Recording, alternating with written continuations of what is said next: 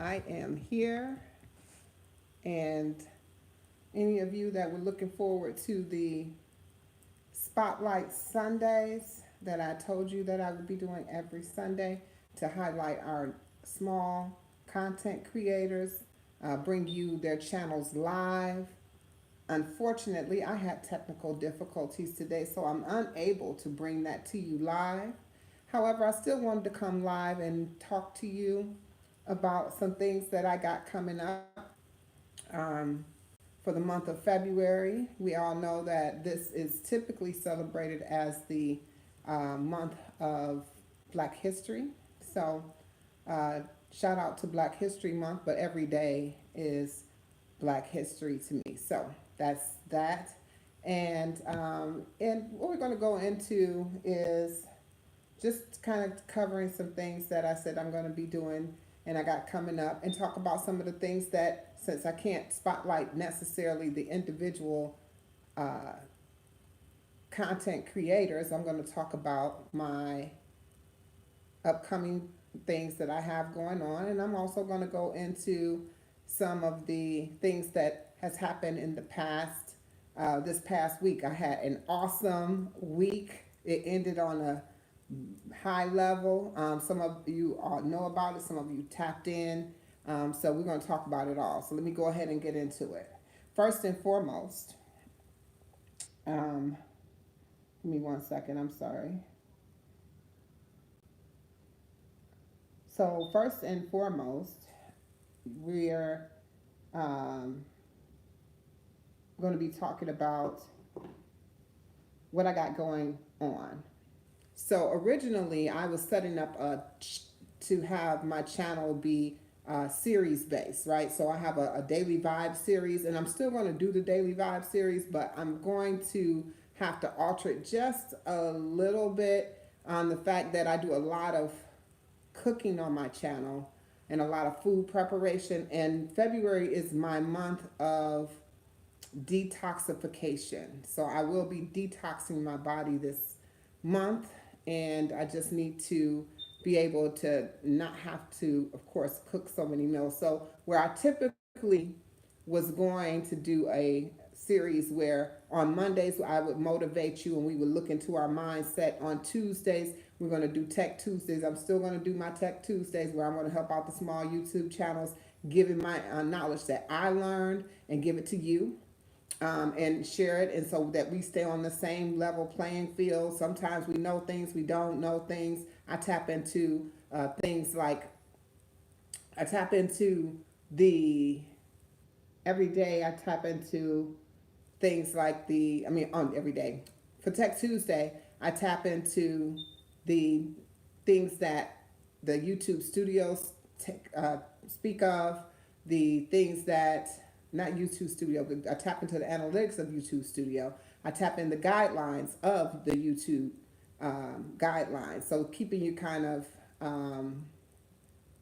abreast of those things. So that's typically what I do there.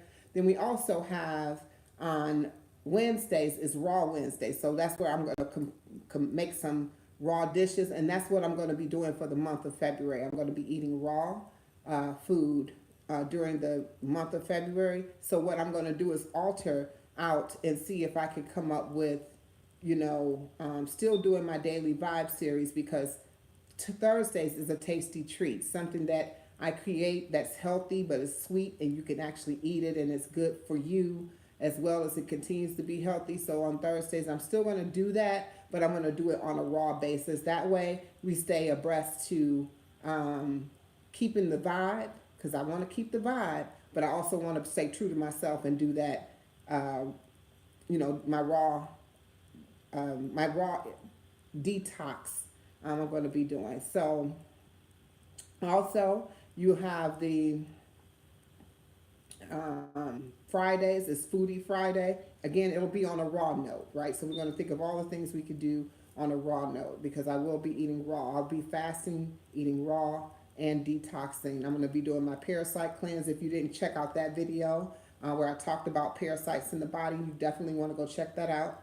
I did that video, and that's why I said I'm gonna go ahead and highlight some things that I've done in the past that kind of lines up with what I'm getting ready to do going towards the future. So we're talking about that parasite cleanse. Now on Saturdays, um, I'm going to be talking about, on Saturdays, I'm going to be covering things like Saturday Night Live. I might go live cooking on my channel. I might take you some places with me live. It's just going to be Saturday Night Live where I just go and I tap into some things.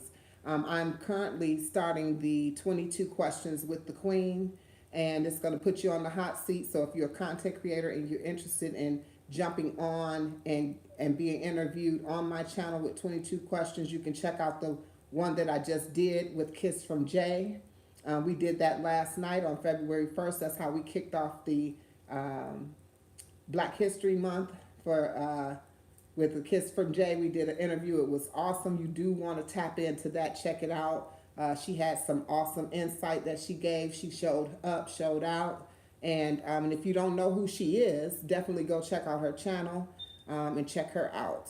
Okay. And then the previous night, which was that Friday, I actually was interviewed on her platform, on her channel. So go ahead and check that out on her channel, the interview with myself, so you can learn a little bit more about me and how I show up. And I do appreciate that interview. So shout out to Kiss from Jay for that interview, and also for the idea of the 22 questions. She does 20 questions on hers. I do 22 questions on mine. I'm just starting out. So Saturdays may be my 22 question interview day. Don't know. Might do it daily. Might do it as they come available.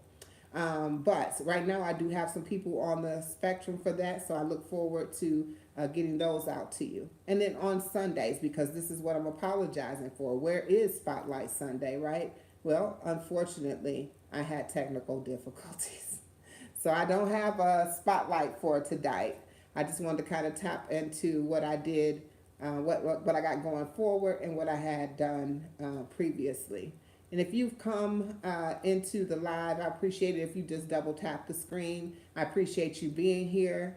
And we're going to lighten this up in just a moment, but I definitely want to cover the bases, right? So this past week for myself, I did stick to my daily vibe series, and I did for the first time finally get through the whole week of my daily vibe series. So I'm very excited about that. I started out last Sunday with the Spotlight Sunday, and that turned out really well, where I actually gave a shout out to other content creators live um, on on the YouTube. And what I was trying to do tonight was the same thing. Unfortunately, like I said, I couldn't get my laptop to go live. I'm not sure what that was about, but I'm gonna look into it. And I just didn't want to not show up, because I definitely want to show up every day. Then we have the Monday. I did Motivational Mindset Monday, which is one of the daily vibes, and I did a video on talking to your spiritual team, tapping into your spiritual team. So you want to check that out so you can figure out how to tap into your spiritual team. Peace and love, Serial. Peace and love. Thank you for joining the live.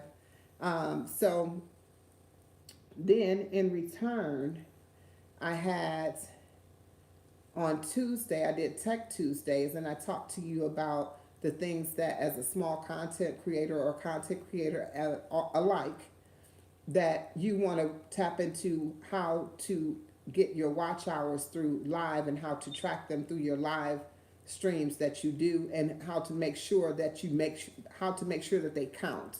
So you want to make sure you tap into that. You can find all these videos that I'm speaking of in my Daily Vibes series playlist, and you can see those there. Now, Wednesday was Raw Wednesday. I did a pad thai for Raw Wednesday. It was absolutely delicious. You want to check that out. If you're looking at doing any type of raw meals, that you might want to incorporate a raw meal each week, or you may want to start to incorporate things raw, because the better we take care of our body, the better we're going to be.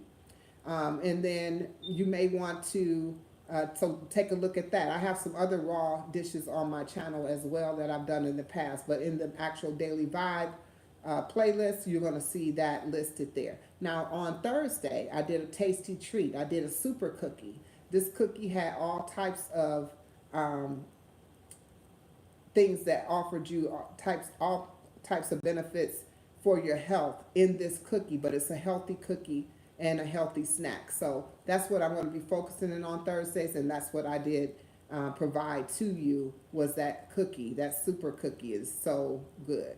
Now on Friday, we did a veggie vegan pizza. Yes, yes, yes, yes, yes, yes. And I had a special guest. So you want to check that out when you get a chance as well. Again, that's going to be in that playlist. And you know, any of the dishes or meals that I've prepared, you will see in my um, vegan, my veganish styled my vegan styled playlist, which is my recipe. So my vegan styled recipe playlist will have all the foods that I've created. And that's what I do. I actually create these meals as I think of what I want it to taste like, what I want it to look like, how I want it, the textures, all of that I put into play. I actually create them as I go along. Sometimes I use inspiration from others who have already created these meals before, and then I kind of tweak it to make it mine. So most of the things that you see on my channel, I actually created it based on how I wanted it to taste, what I wanted it to look like, um, those things like that. So just, and then also thinking about texture and how they come together. Peace and love, honey lover friend. Thank you so much for joining my live today. I was just explaining that I'm apologizing for not doing spotlights Sunday today. I had some technical difficulties, but I just wanted to review my week I had last week. You know, when we reflect on things that we've done, it keeps us motivated to keep going. So just knowing that I got through last week and literally completed things that I put in place was um, is very inspiring for me. So I wanted to kind of inspire some other people. I didn't want to not come on. I already was running late coming out with Spotlight Sunday, and then when I went to set it up and get on, it was a technical difficulty, but it happens. And I'm not going to let something like that just stop me. You know, we've been having a great weekend so far, and I'm happy to be able to continue. So, as I was stating, so now that I am in February, and this is my better late than never. I know that's right, sis. Now that we're in February, and this is my detox month, I'm just waiting actually for my order to come in. I shared with you in my parasite video where talking about the parasites in your body. This is the time that I do my cleanse. I do it every February. I've been doing it. This will be my third year straight doing so. It also helps to recurb your appetite and things like that. So I'm gonna be ordering my um, detox. Peace and love, Tia. Peace and love. Thank you, sis, for joining the live. But we're gonna be doing that detox. I'm gonna share that again on that website with you. It's actually under alkalinegourmet.net. If you're interested in getting the parasite cleanse, it's a capsule. I believe it has some wormwood and some other things in there, but those are all things that help get rid of the parasites out of your body, and it helps if you do it with a raw diet. So that's why I'm going to be altering my next upcoming week, my next upcoming 3 to 4 weeks under my daily vibe series. It will be focused on raw meals when I'm doing the meal portion of it. Everything else will kind of stay as it is. We're going to continue to do the Tech Tuesday. We'll continue to Tia said, how she gonna eat? I know that's right, sis. I appreciate you, though. I do. But you can eat raw with me. Because I am going to be still providing those meals. It's just going to be raw. Because you eat raw with detox for parasites. When you do a parasite cleanse, you eat raw. You want to make sure that you keep your body from having cooked food because that actually still sets up for parasites to feed off of it. So you're giving them something to eat off of and feed off of, so they're going to try to stay. So to get rid of them, you starve them out with things that they're not interested in, which is a raw diet. They're not interested in that. And so also you can fast them out. So you can do a fasting as well. I may definitely incorporate fasting throughout the time. Speaking of fasting, I know a lot of you knew that I was doing a fast that's actually coming to an end on February 4th, which is Tuesday. Um, this was the alternate day fasting, which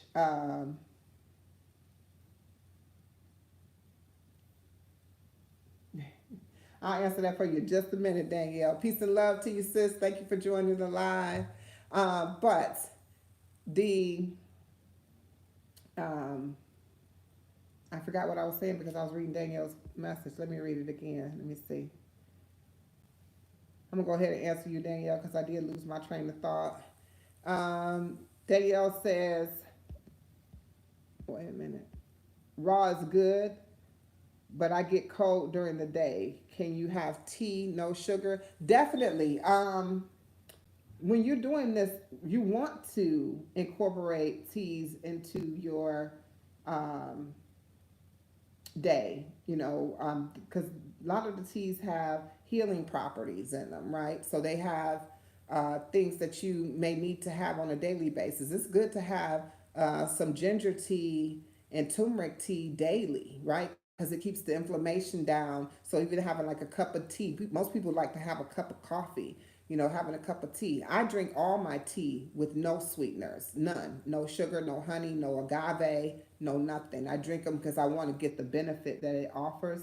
So I don't put anything in my teas when I drink them, none of the teas. I also have a video on that where I talk about all the benefits of different teas that I keep in my kitchen. It's talking about turning your kitchen into a pharmacy. So check that out when you get a chance. It tells you about all the benefits of all the teas for sure. That's what I was talking about. Thank you. My alternate day fasting. Danielle, you are the bomb. You know that? I love you, sis. I love you. All right, so thank you. So for alternate day fasting, I'm going to jump back into that. Thank you again for reminding me where I was.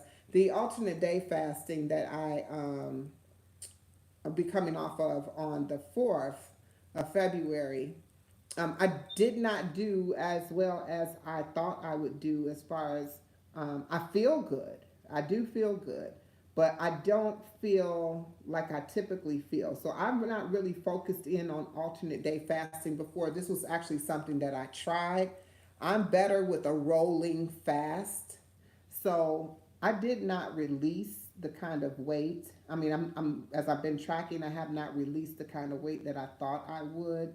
I think for me, it might be mindset. I'm not sure because a lot of people do really well on ADF, which is alternate day fasting, where they eat one day and don't eat the other.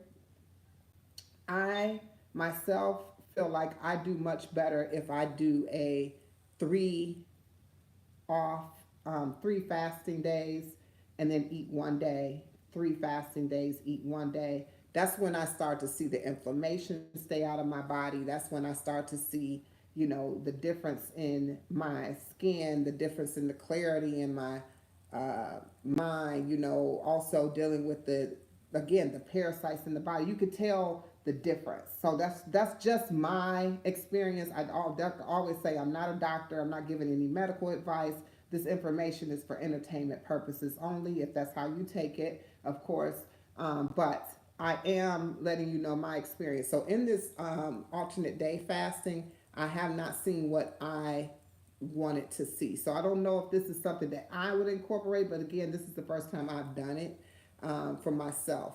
I think the fact that I can eat every other day, it doesn't give my body enough time to get into autophagy.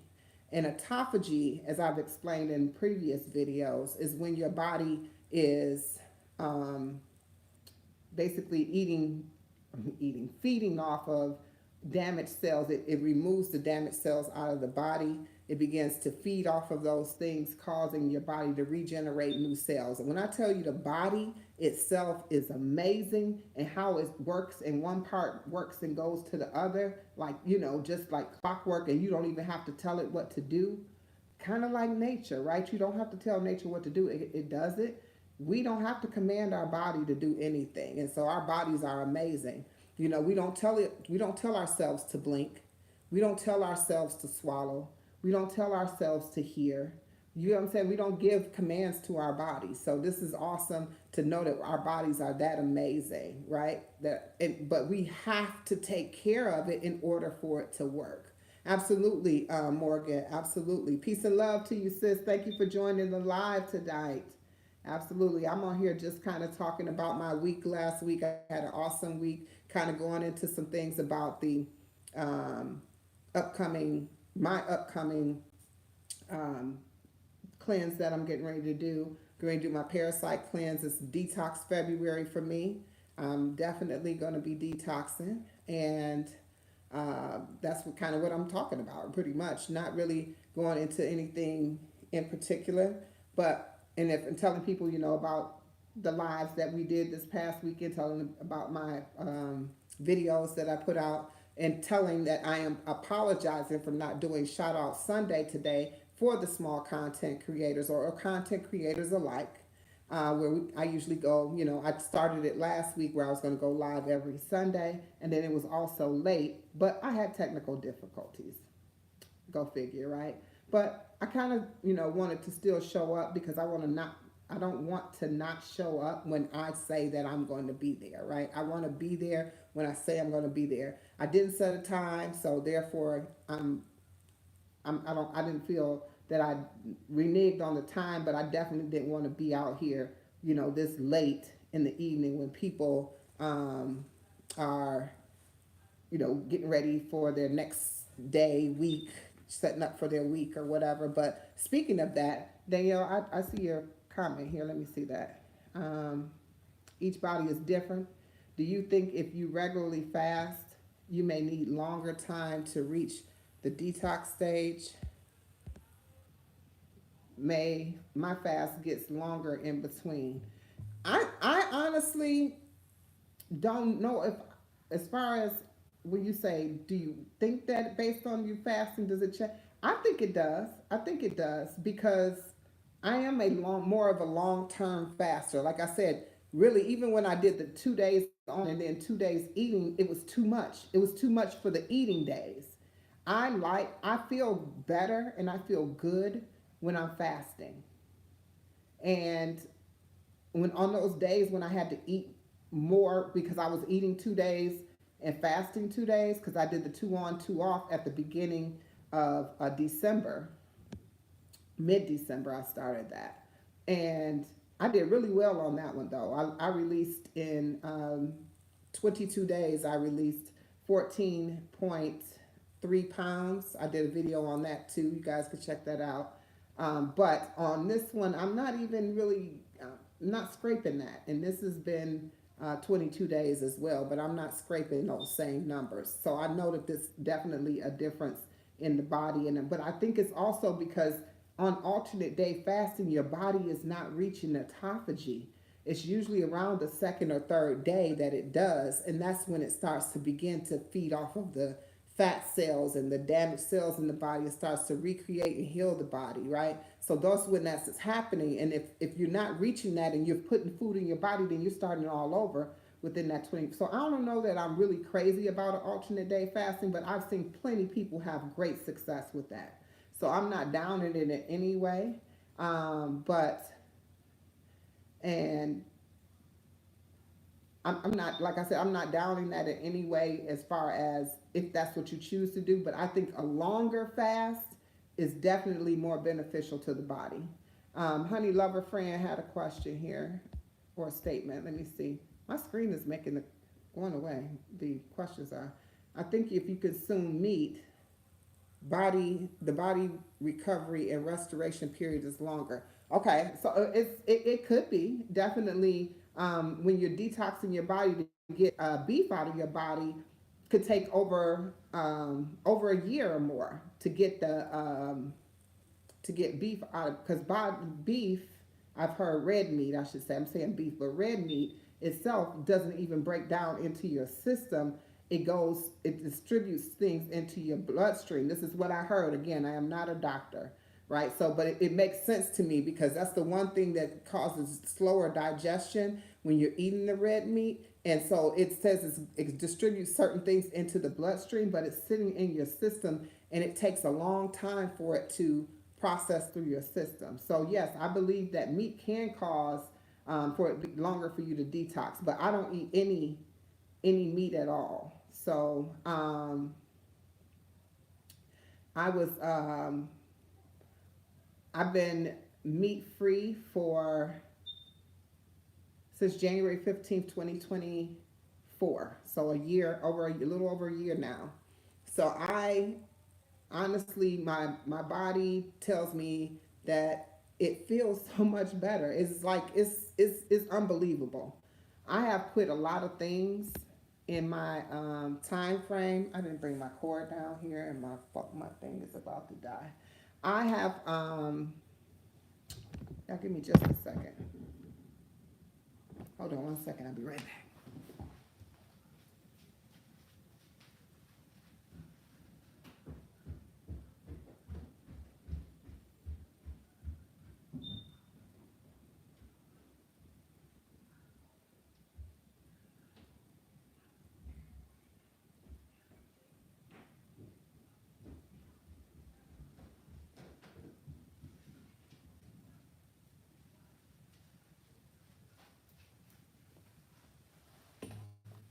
All right, I appreciate y'all. All right, so I have quit a lot of things, is what I was stating, um, in my lifetime. But I will say two of the most rewarding things that I quit in my lifetime, let me see if that works. That works. Was smoking cigarettes.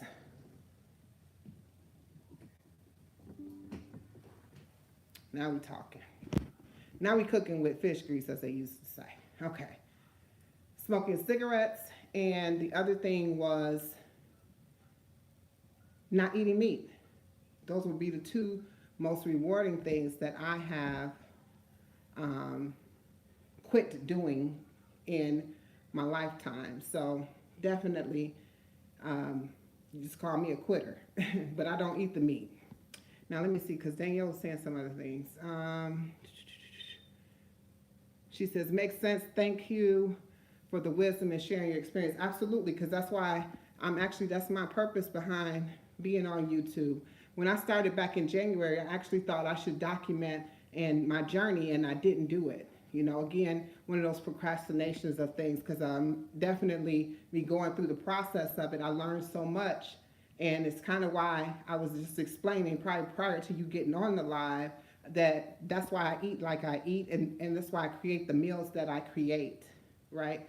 I create things that I liked meat, right? I like to eat meat. I enjoyed the taste, but I think we confuse eating things that's not good for us with what the taste of it is. I don't think I could ever not eat meat, but or what, you know, it limits what you can put, what you have to eat. So me, I'm trying to debunk that thought process with the meals that I cook, right?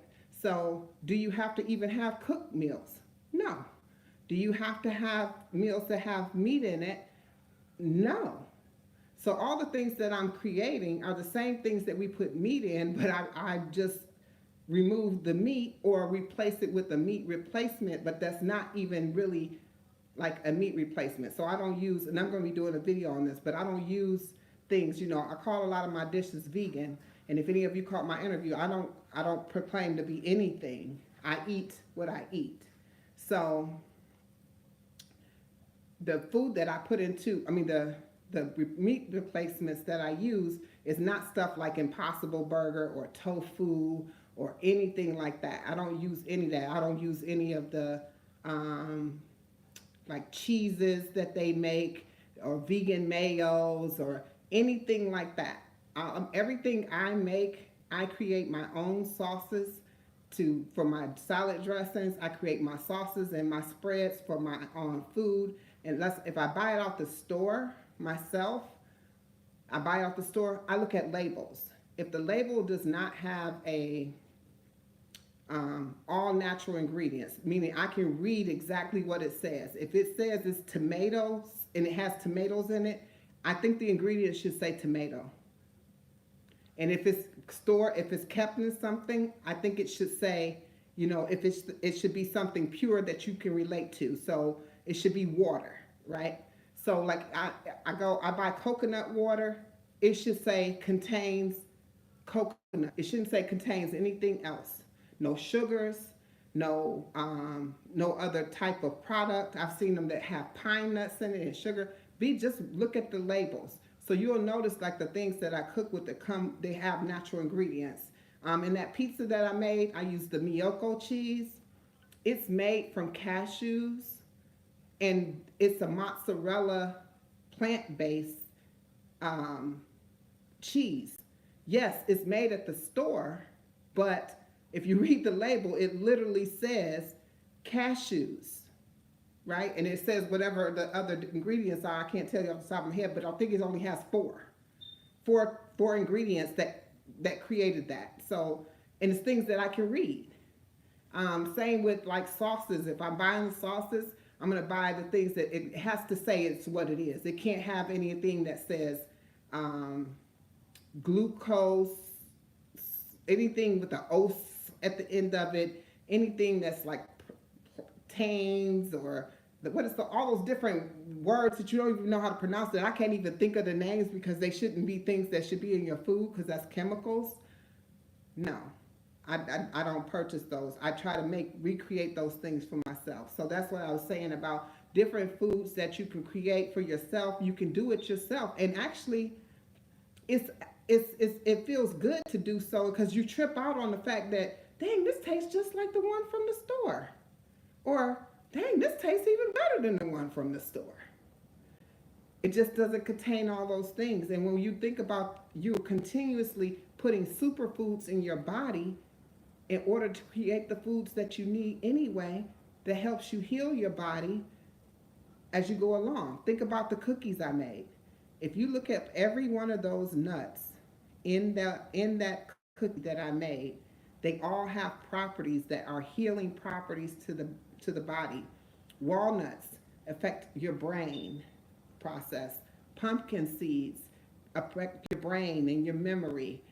This is what I'm saying. So they all have a benefit to your body. There's not anything that you see me using in my videos as my food that's not healthy for my body. Now, I'm not saying it's the healthiest because depending on how you prepare it, but for the most part, it is. So you have to, look at it that way. When you're looking at the food that you put in your body, think about what does it do for my body? Does it just make me happy because I'm eating it and it tastes good? Because food has to taste good for most people to put it in their body, but they'll put some nasty medicine. They'll take medicine because they feel like crap from the food that they were eating that tastes so good.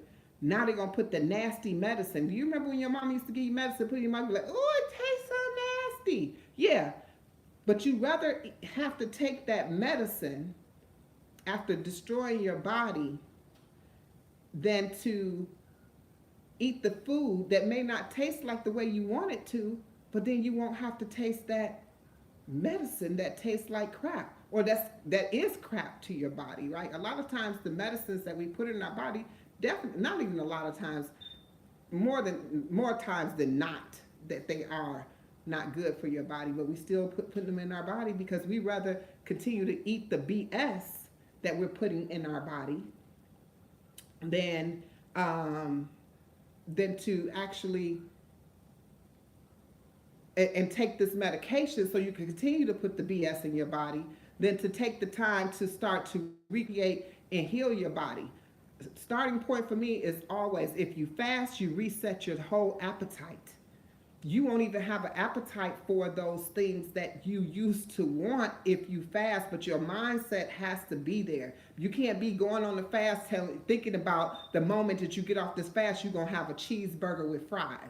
You cannot go on your fast thinking, oh my God, as soon as I get an opportunity to eat, I'm going to have me some fried chicken from Popeyes. It's not, you can't.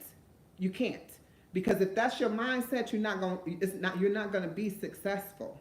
Peace and love to you, Adrian. I see you in there. I hope you enjoyed your carrot dogs. You should come in on my video and let them know how it tastes, okay? That helps people know that, I'm not exaggerating that them carrot dogs taste good, because they do, baby, they do. That's one of my favorite things, because, again, I love a great cookout.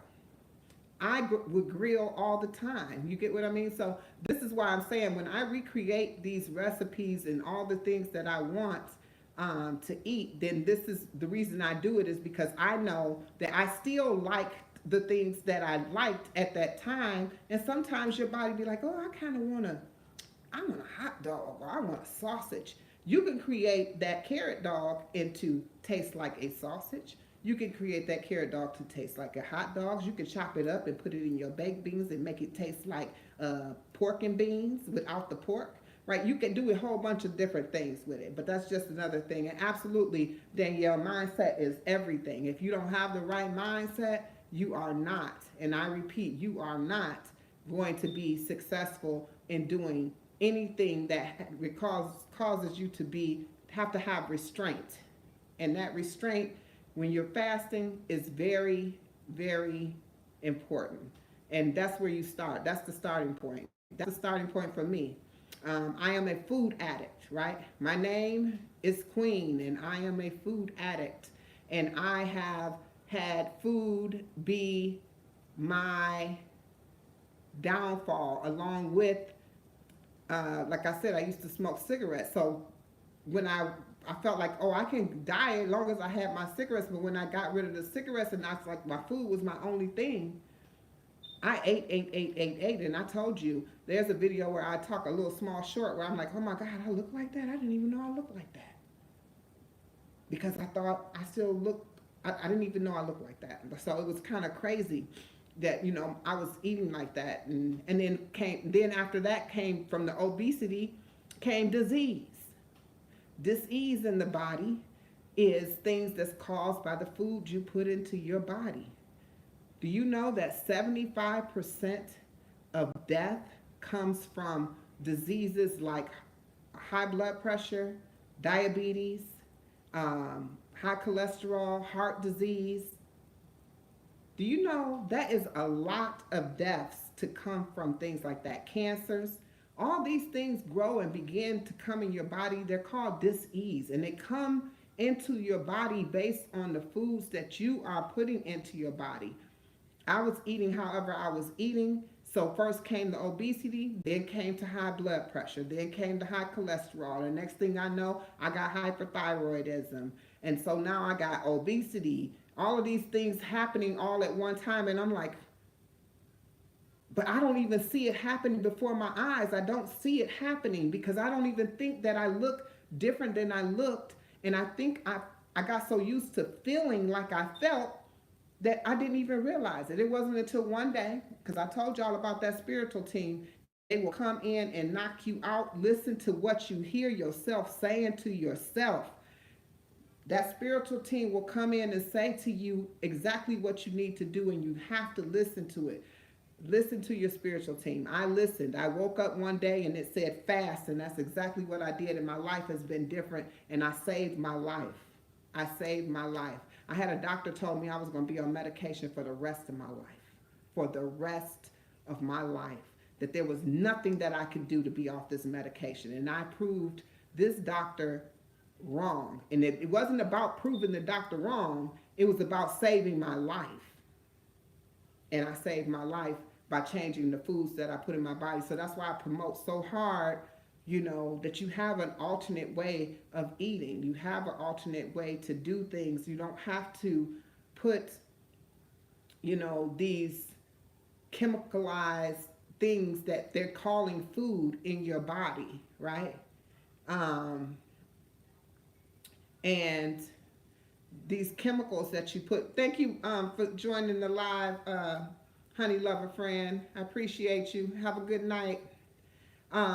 Yeah, but you don't have to choose those foods. You can choose any type of um, healthier option to those particular foods. And that's why I show what I call junk food healthy foods, right? Because that's what we want to eat.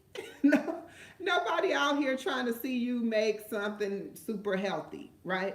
So I create things that I know that the next person is going to want to eat. They might want to, it's Friday night, I want some pizza. So let's make some pizza. You ain't got to order your pizza from the pizza joint, but if you do, guess what? You can even get that altered to be something healthier for you to choose from. The problem is you don't know what they're putting in the food when they're preparing it.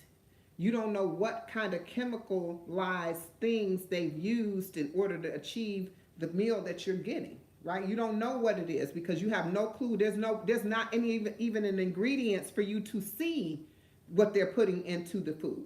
They can tell you they use tomato sauce, but what's in their tomato sauce? They're not making fresh tomato sauce. They're not squeezing it up with their fingers and hands. So you can't see, you can't read the label because you don't know. What kind of cheese is it? They said that shredded cheese has a chemical in it to hold it in that position. So if they're already buying, they're using already shredded cheese and they're not shredding it itself, you got a whole nother issue on your hands. So you got a lot of things you got to, think about. But if you ordering it, because I have done it, I order no cheese. I order it no cheese, a little more sauce, and I want it well done. That way everything cooks and bakes together. So that's how if I have to order. I find I have ways to order, if I have to go out. It's just that I don't know what they're putting in their food. And that kind of, bothers me sometimes. But sometimes I'm on the go and I need to go. I keep it real. I'm not trying to tell you that, live your life on a spectrum of that you can't go out, you can't have fun, you can't participate and eat because we put our life around, everything is celebrated around food. It's your birthday, you want to go out to dinner? Oh, you just got a promotion, let's go out to dinner. Oh, we're going to go, oh, it's the weekend, we're going to go to the movies and then we're going to catch dinner. Oh, let's go out to lunch. I ain't seen you in a while, let's catch lunch. Everything is around food. Every celebration, Christmas, Thanksgiving, everything is based around food. And it's not based around the best foods. It's just not based around the best foods at all. What you want to do for yourself, if you're looking to change the way that you eat on a regular basis, it takes discipline. And the first way to do it to reset your body, I always say start with fasting. If you want to know more about fasting and how to do fasting or how it works, it's really not that hard to do. It is good to prep yourself for it. But you have to do it mentally, and then you have to be prepared physically to endure what's going to happen when you actually start to fast. I had one of the content creators on here that Tanika from Tanika's World. She joined me in this current fast that I'm going this alternate day, and she didn't quite understand what we were doing, so she fasted 3 days straight. But she's saying that she had headaches, things like that. So I told her, I said, hey, sometimes you gotta do a little alternate things in there. So I told her to add a little fruit in your water. Or maybe sprinkle a little salt, something like that, because sometimes you need those electrolytes to come up, and because you've been feeling dehydrated. We think that regular water is a thing that that you would use to hydrate yourself. Water is not hydration. If you want to have hydration on a regular basis, drink coconut water. If you want hydration on a regular basis, you need to eat water-based fruits. The highest content of fruit that you can get that has the highest water content is cucumbers. Cucumbers have, I'm not mistaken, 95% water. Cucumbers, and yes, cucumbers is a fruit. We think it's a vegetable, but it's a fruit. And then, of course, watermelon. Strawberries have high water content. So a lot of the fruit that we are, if you incorporate and eat, it has a high water content, keeps your hydration up. Hydration also helps with brain fog. So if you are fasting and you're keeping your hydration up, your brain fog, your memory is going to become more clear. You're going to become clearer, right? So, absolutely, I do too, Danielle. And I cannot wait for I cannot wait for watermelon season, because y'all probably see me on my lives eating watermelon, looking like I'm sitting in the, because I love, whoo, baby, I love me a good watermelon. But I go to the farmer's market. That's my favorite place to be. Now, if you in the summertime, I mean, our farmer's market, you typically, because I'm in North Carolina, it runs all year long. You just, of course, and that's what I like about the farmer's market, because you're not going to go there and find what's not in season, right? Oh my God, you grew your own? Me and you, we got to talk, Danielle. We got to talk. We got to talk. I got an email. Shoot me an email. I got an email on my thing. I want to talk to you about that, because I want to do the same thing. But yeah, so because I know somebody who grew like mini watermelons, and it was perfect. You know what I'm saying? When I saw them, I was like, oh my gosh, that would be so freaking cool. Peace and love, my brother Zoe. Peace and love to you, brother. Thank you for joining the live. Make sure you double tap that screen for me too. Thank you for joining in. But they had grew these small watermelons, and I was like, is that like, did they are they premature, or And they actually had seeds in them, and that's where you know I want to make sure I have seeds. All my fruits and vegetables, I would love for them to have seeds in them. So when I go to the farmers market, because that's typically summertime, early spring, summer, and late fall, I don't have a problem finding fruits and vegetables that have seeds.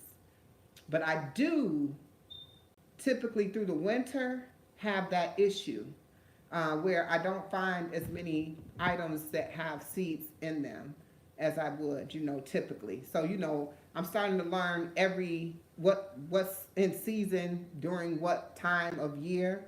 And so watermelons, Dale, is it time to like plant the watermelons right now? I mean, the seeds, is it time to put those in so that they're coming up in at the right time, or what's up with that? Oh, you said summertime is when you grew yours. Okay. Okay, so it's summertime. Okay. All right, so then that's what I'm gonna be looking into, because I got I got all my planter containers out there. I've been composting, and I don't know. I'm gonna talk about composting too. It's so many aspects of health and wellness that I want to tap into about your body and how to heal yourself and how to have your own food and make sure you're making the best choices.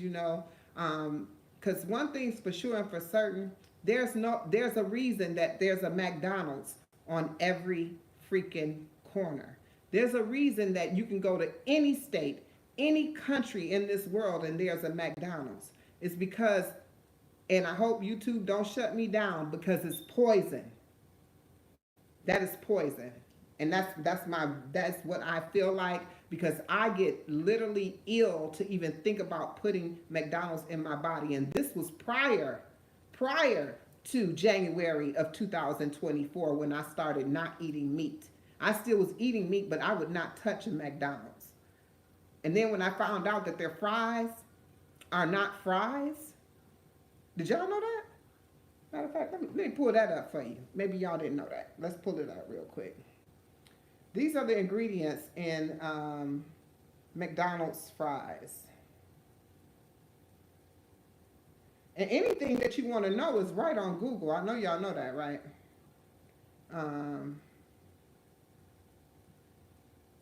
Let's see, ingredients. What is it? Ingredients. Hold on, y'all. There we go. Okay, McDonald's ingredients. It contains potatoes, Um, yeah, a million ingredients. Vegetable oil, dextrose. Why do fries need dextrose in it? Isn't fried potato? Salt, beef flavoring. Work with me on this because for me, a fry is a potato. A potato. Why do we have all this in there? And it also contains sodium acid pyrophosphate to preserve its color. This right here is why I'm saying what I'm saying. It's poison. So if that's in the fries, the one thing that you think, oh, I can drop. I mean, I ain't gonna eat they burgers, and I ain't gonna eat that. I ain't gonna eat that. I ain't gonna eat this, and I ain't gonna eat that. But I'll eat me some fries because fries is potatoes. Fries is potatoes. Potatoes. What other ingredient do you need besides a potato to make French fries? If you're in your house, are you going to get beef flavoring? Some dextrose?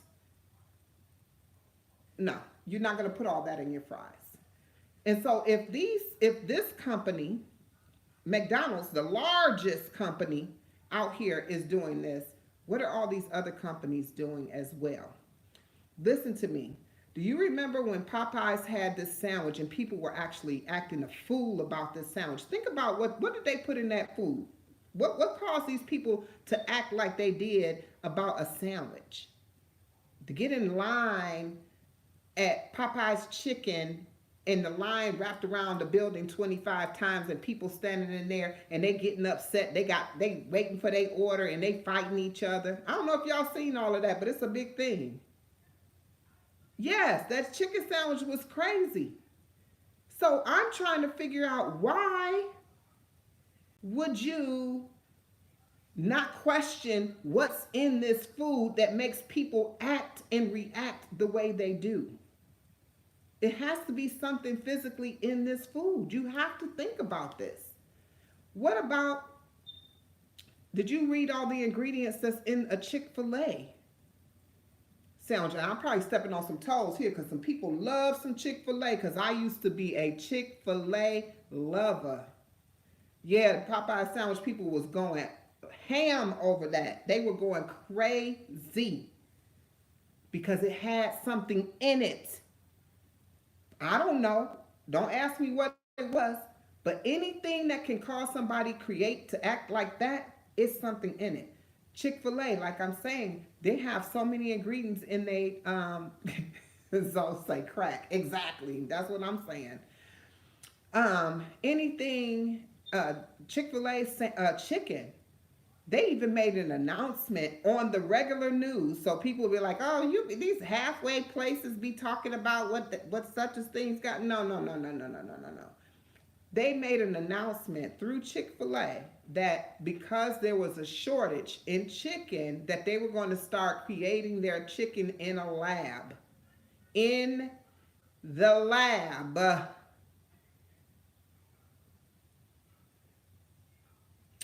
I don't know. But I'm good on that.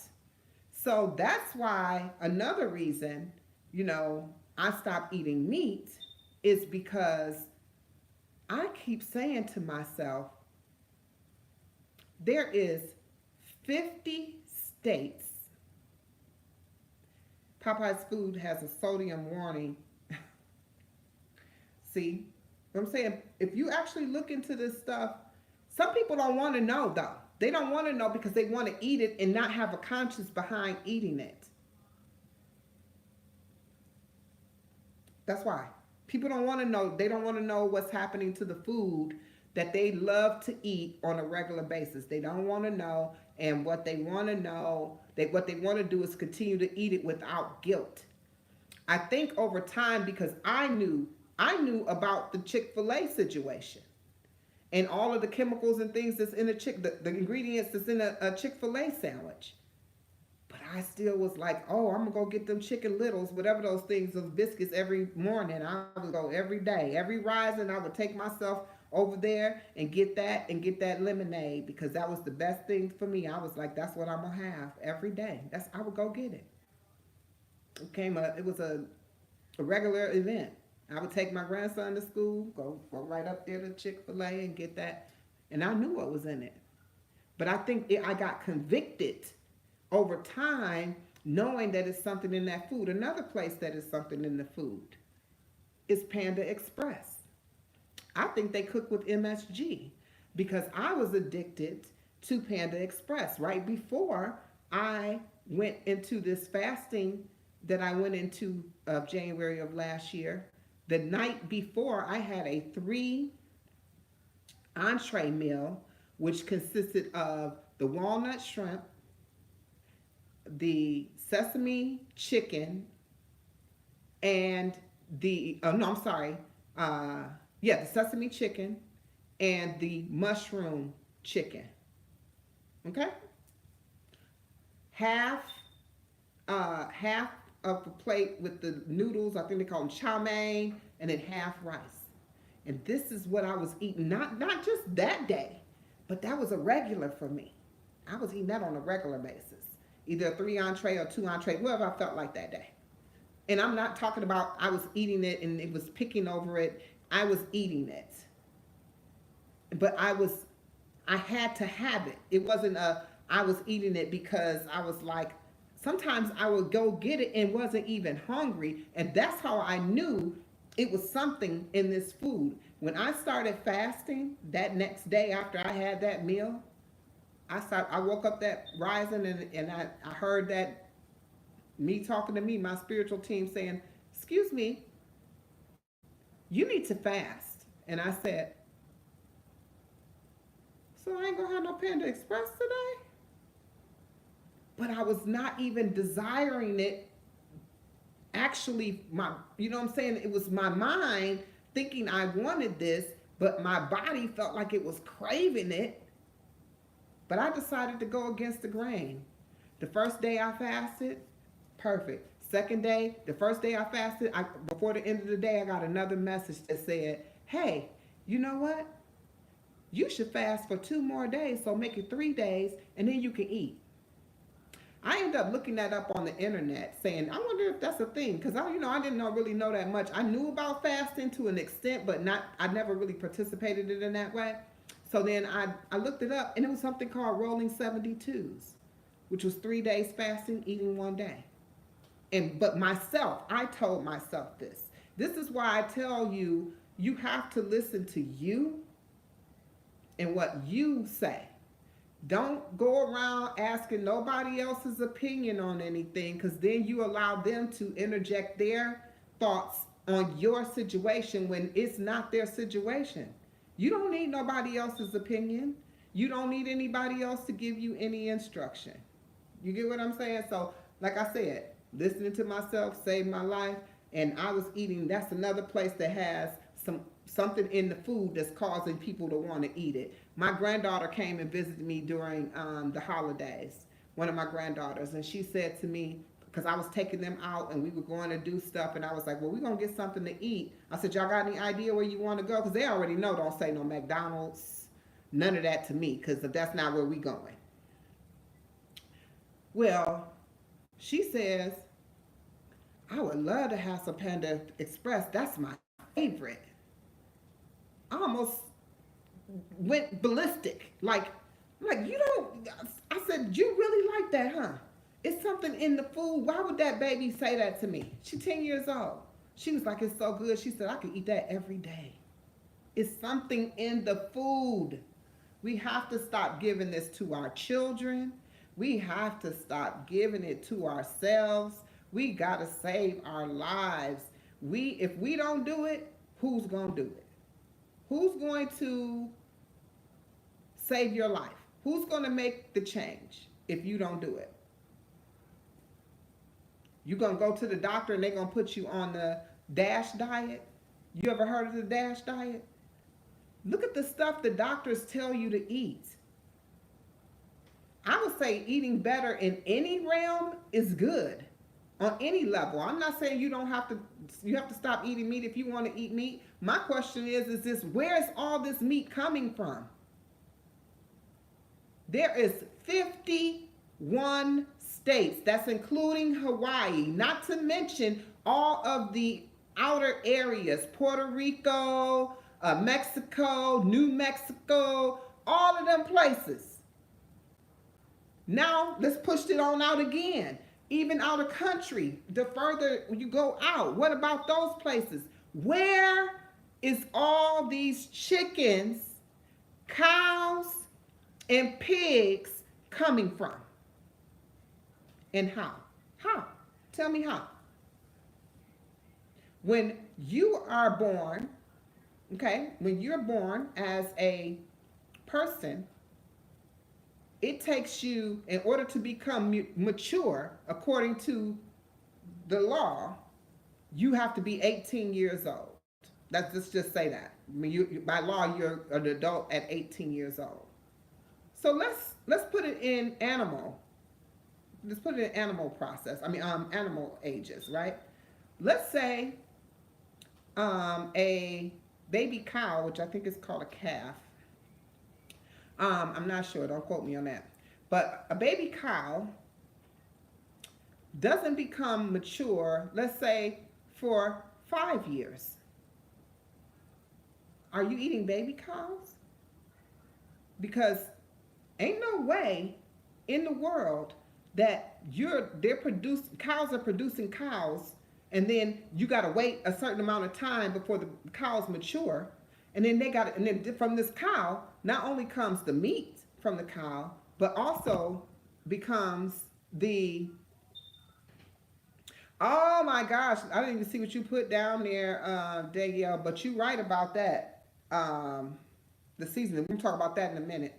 Now, there's no way that you got a baby cow, but what comes from the cow is not just beef, right? You don't just get beef from the cow. So you don't just get steaks, burgers, those type of things. But dairy comes from the cow. So you get milk, cheese, all these things come from the cow. Now think about the cows. We're talking about they're in mass production.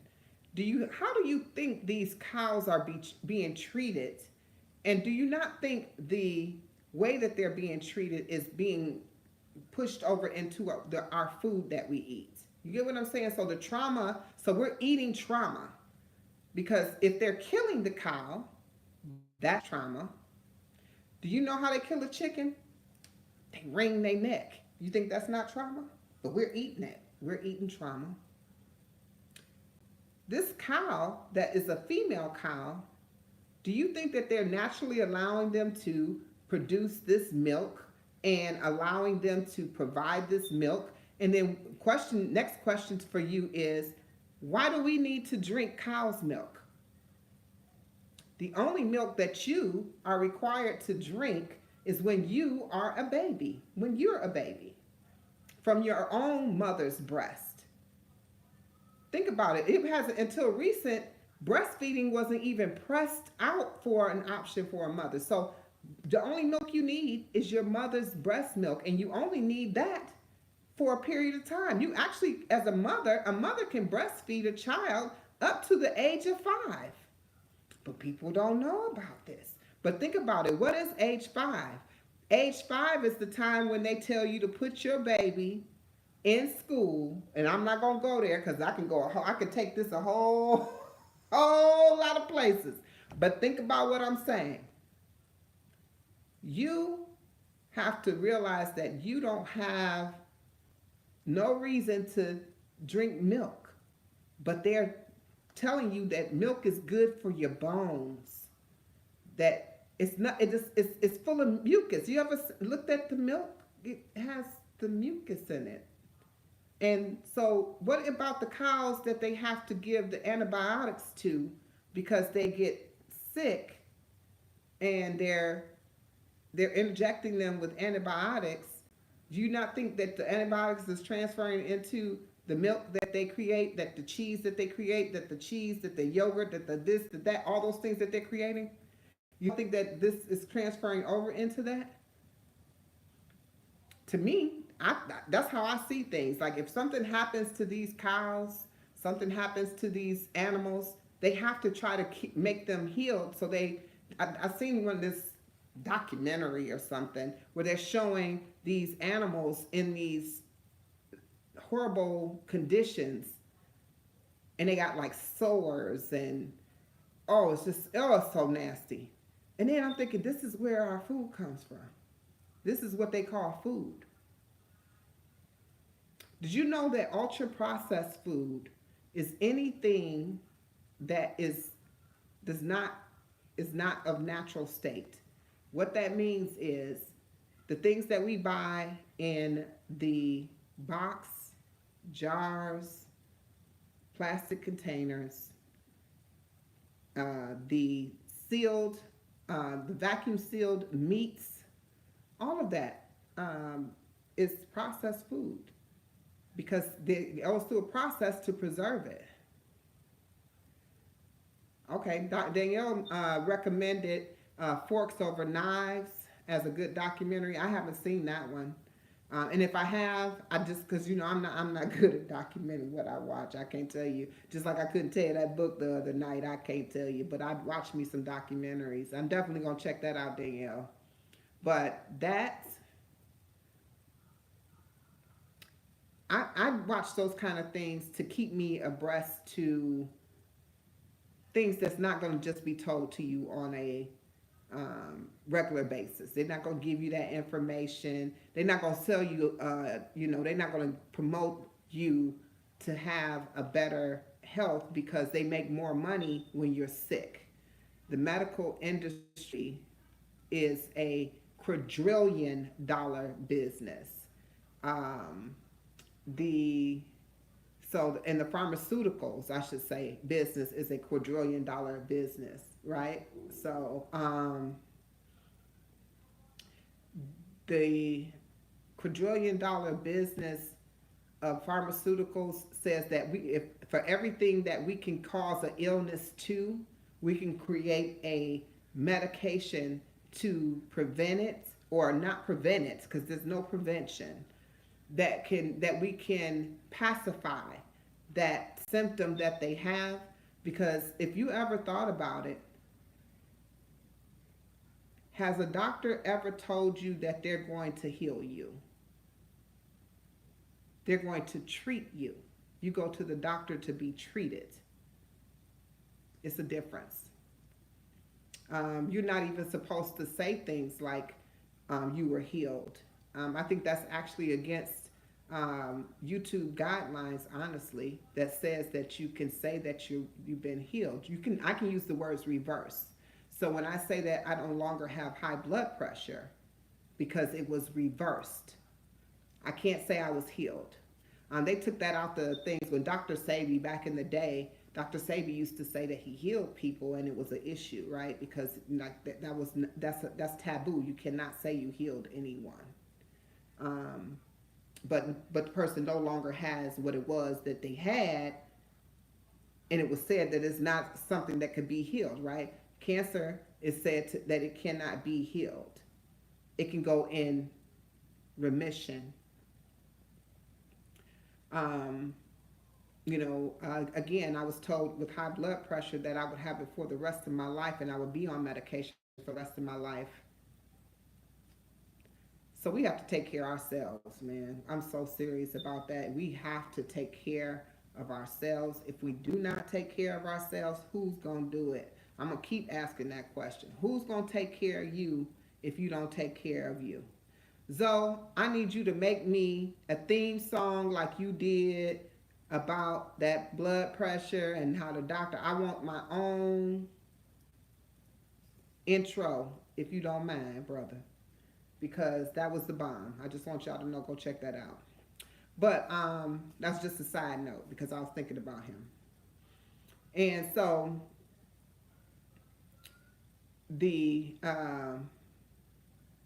what does it say? That's wild. They're going to say that you can't be healed.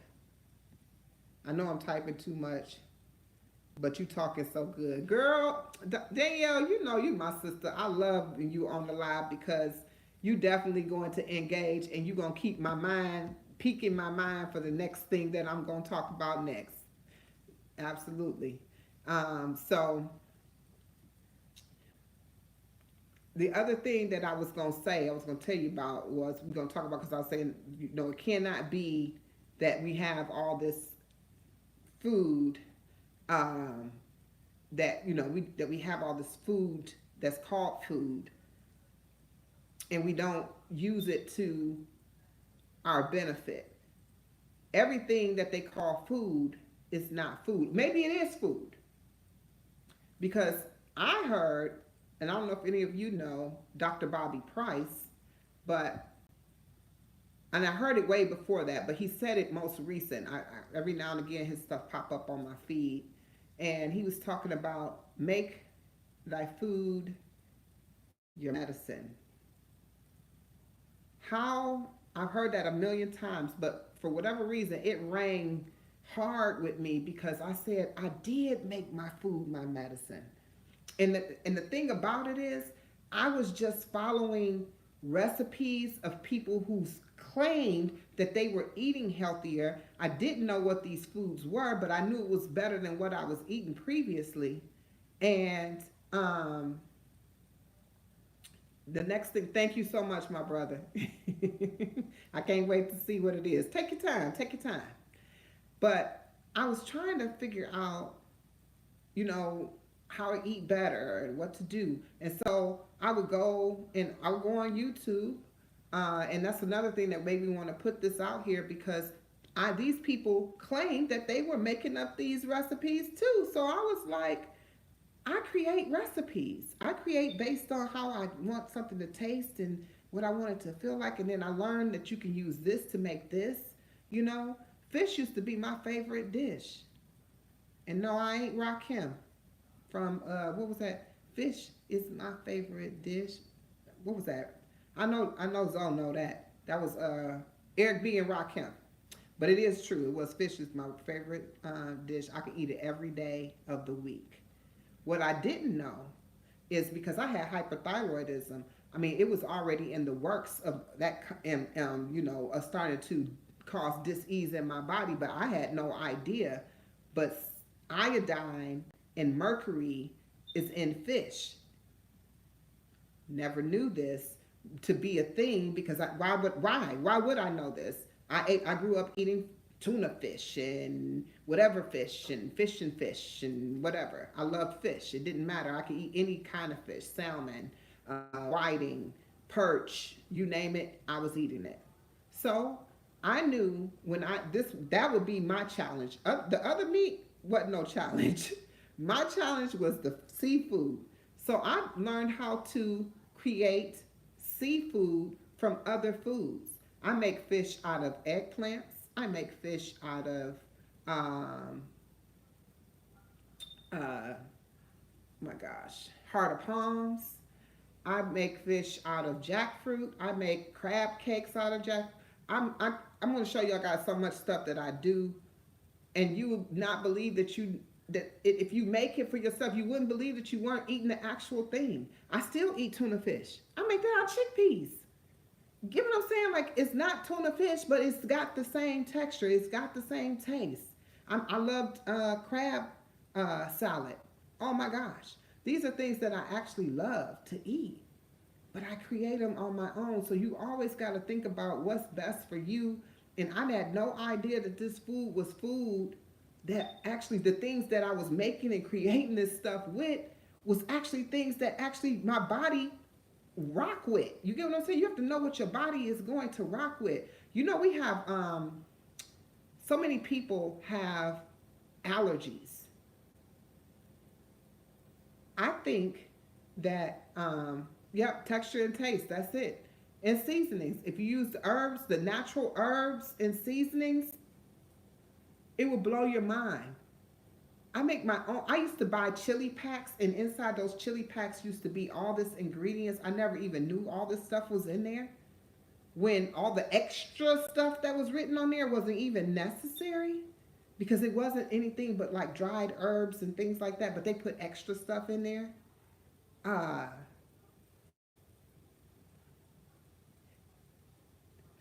if they put extra stuff in there, I would be like, uh, wait 1 second. I'm sorry, my screen won't. Uh, it's not working. That's really weird. Oh, there we go. So, the food that I would create, I forgot what I was saying because I get distracted because I'm looking at the comments because it's popping up. But um, peace and love, Crystal. Thank you for joining the live. Make sure you double tap the screen.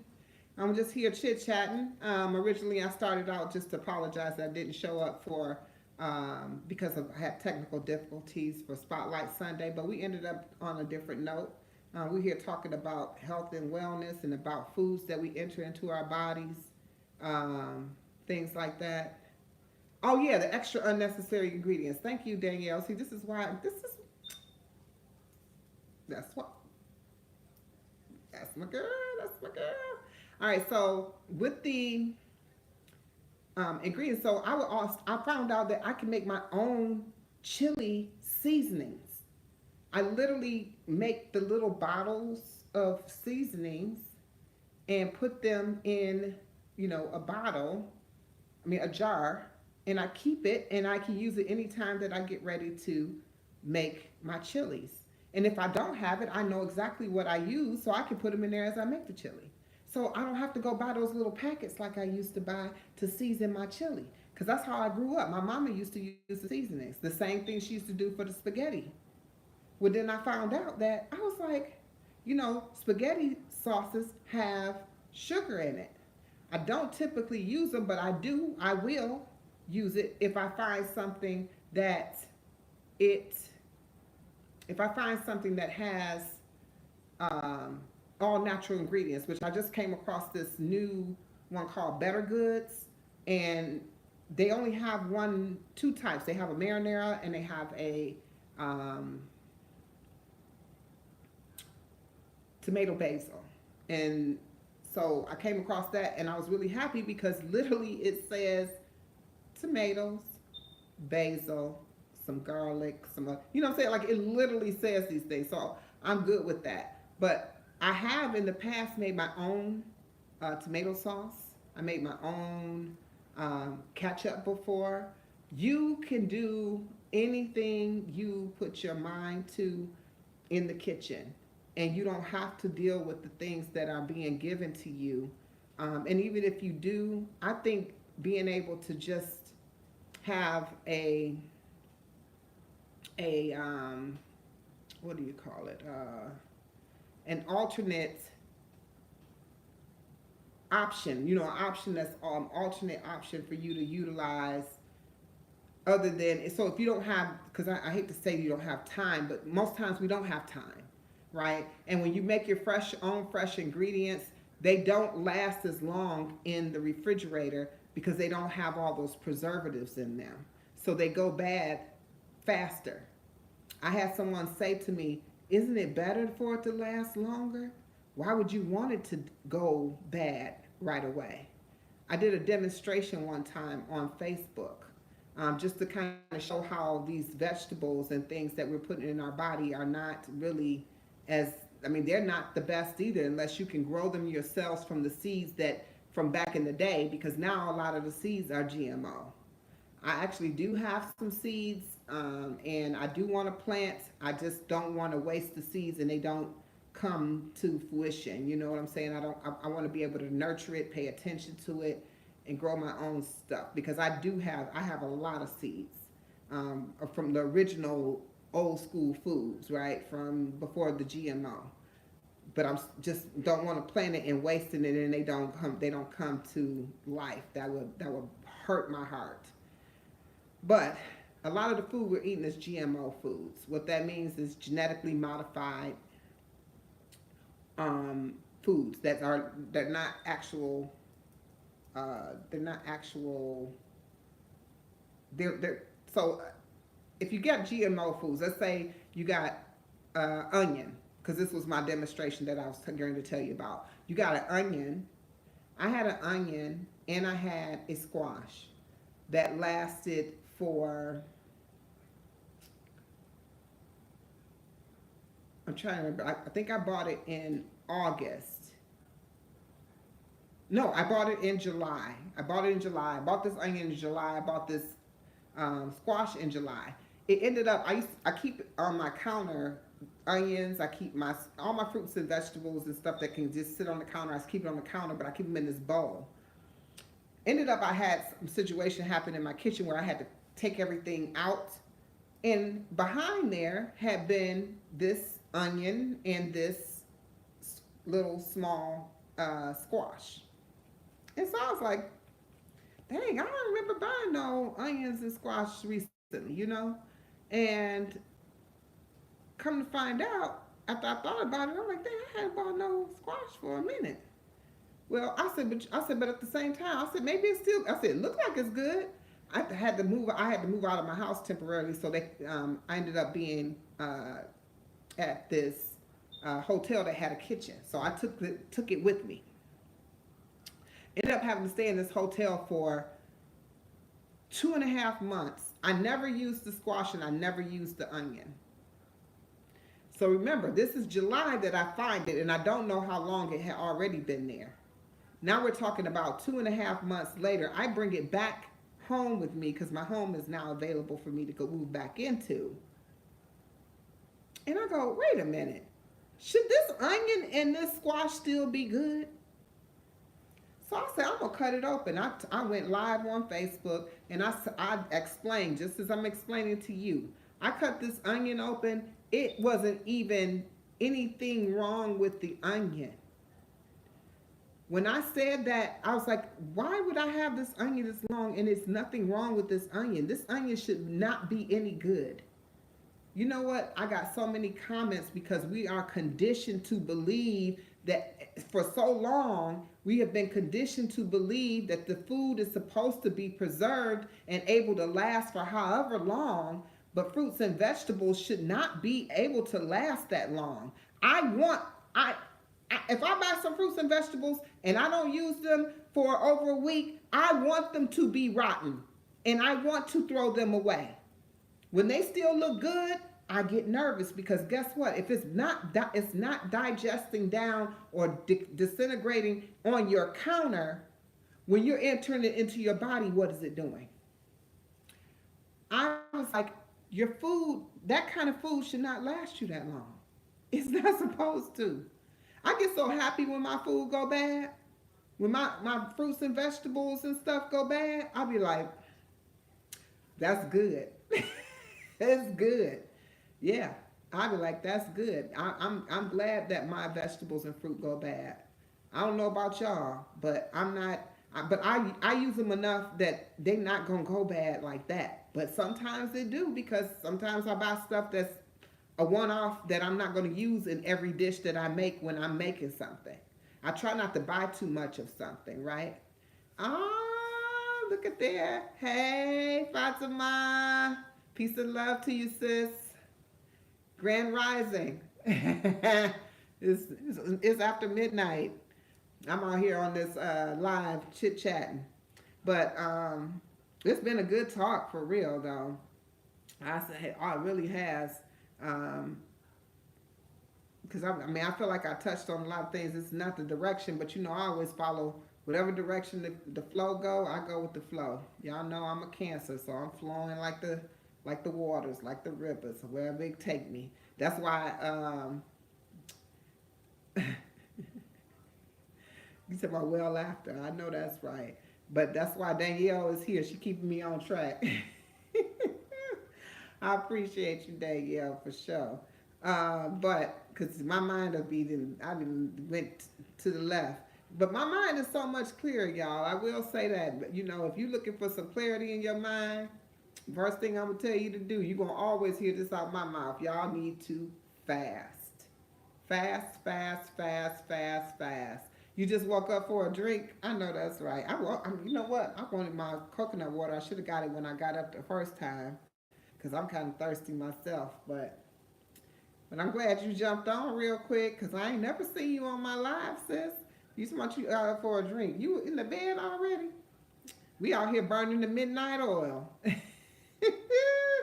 We are burning the midnight oil. I just was on here thinking I'm gonna do this live real quick. Just tell people what I've been up to, what I had going on, and apologize just for not showing up, being able to show up, I should say, for the Spotlight Sunday. Also talking about my parasite cleanse that I got coming up. That's what we started out talking about as well. Um, if y'all want to join me on the Raw February, please do. Y'all might find out a way to, you know, do some things. Um, oh, you was on the live the other day with the 22 questions. Thank you, Fatima. It's the second time you caught my live. And I caught you live twice too. So there we go. All right. We going neck and neck. That's my sister, y'all. Y'all know who most of the people on here probably already know who you are, Fatima. That is Ghana Africa Bound. She's going to move to Ghana. And then I found out recently she's going to move to Ghana Sight Unseen. That blew my mind, and I am so happy for you, sis, more than you know, because you're going to appreciate it so much more because you haven't been there. But Lafita, welcome to the live, my sister. Please press a like button, everybody. Welcome to the live, Lafita. Good to see you. What is everybody doing up this time of night? They just coming on the live. Is it after midnight where everybody is? What time is it where you at, Danielle? Oh yeah, Fatima. If I could do it, I told you I'm not gonna say if I can do it. When I can do it, I'm gonna do it. I wanted to get with you anyway. I wanted to find out if there's any way to buy some more. Is any more of that land available? Where I can buy some of that land at the price you got it, baby. Because I tell you, I will do it. I can afford that. I was just watching some of your old content today. It's 1 a.m. where you at, Danielle? 12:59 right now. Yes, it is. Well, hey, it is what it is. Uh,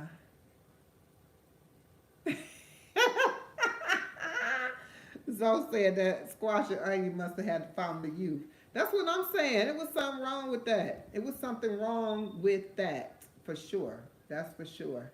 Um, Definitely. But Fatima, if you got some way to contact you on the, if you got any way for me to contact you outside of just in your chat, like if you have your email on your description or in your thing, let me know. If not, my email is attached on most of my videos, so especially the most recent ones. Reach out to me so I can ask you some questions if you don't mind, sis, because I am literally interested in that. That's real talk. Also, don't you forget, Danielle, to reach out to me because I'm ready to grow my watermelons for sure. And Zoe, my email is on my thing. You can just drop that, you know, you can drop that into the, drop your, what am I going to call that? I don't know what we call it. What do we call it? We're going to call it a jingle. That's what they used to call it back in the day. Yes, give me a little jingle. Drop that in my email too, my brother. And also, if you're still interested in finding out about doing that Amazon affiliates, reach out to me because I got you, my brother. You had some funny content recently too that you were talking about there. I'm not gonna bring that up. I told you be kind of raunchy. I ain't gonna offend nobody, but for sure. But Lafita, have a great night at work. Thank you for popping in always. Um, Hey, we're at work at midnight. See, this is what I'm talking. Let's talk. Let's have that conversation. I know it's time for everybody probably to go to bed, but especially me because I gotta go to work. I gotta go to plantation in the rising. Um, but I had a good nap. Kind of the reason that I didn't show up when I was supposed to show up, on top of my other duties of life. However, but let me talk about the plantation and working. I don't think my outlook on that is that I don't think that we are. Um, Thank you, Fatima. uh, and I don't think that we are supposed to work like we work. I don't think so. Mm-mm. Um, and the reason is because it doesn't feel natural. What's natural is doing things that you want to do. So, like your passions, your things that you enjoy doing, those things, that should be your work, whatever that is. And you should be able to do that when you want to do it. And it also should be able to, again, as I mentioned on my live, your talent should be how you live. Meaning, talents used to be what currency is today. Currency being money, physical money. Um, you see, they're changing the form of currency. Again, now we got to have a digital currency. They're switching everybody over to having to have, they don't even take paper checks anymore. They're not taking, I mean, pretty much a lot of places don't accept checks anymore. And some places don't accept cash. So the currency is changing. So for me, I feel like if they can do, um, sure, you can speak, Frank. You can say anything you want, Fatima. But our currency is changing now. And I always think that, we should be more comfortable in the way that we operate and not be so stressed behind the things that we call jobs, right? They call them careers in some aspects. People go to school to then work a job for the rest of their life. They don't teach how to become entrepreneurs, how to make your own living in life. I mean, we have to go with the flow of whatever is happening in this time that we live in. Because, I can go back and say this is how it used to be, and I think that it still can be that way. The unfortunate part is this just not going to be able to happen. It's not going to be able to happen that way. So, me wishing, this is just me wishful thinking, right? This is just me thinking that I don't think that we should work. I think that working causes that we're, enslaved to the jobs because it requires us to have money in order to live. If we didn't have to have money in order to live, I want to ask how many people on this live would actually work a job if you did not have to have money to live, in order to survive. If you did not have to have the money to survive, would you in turn work a job? I don't know that I would definitely, I probably would. My answer, it's not probably. My answer is no.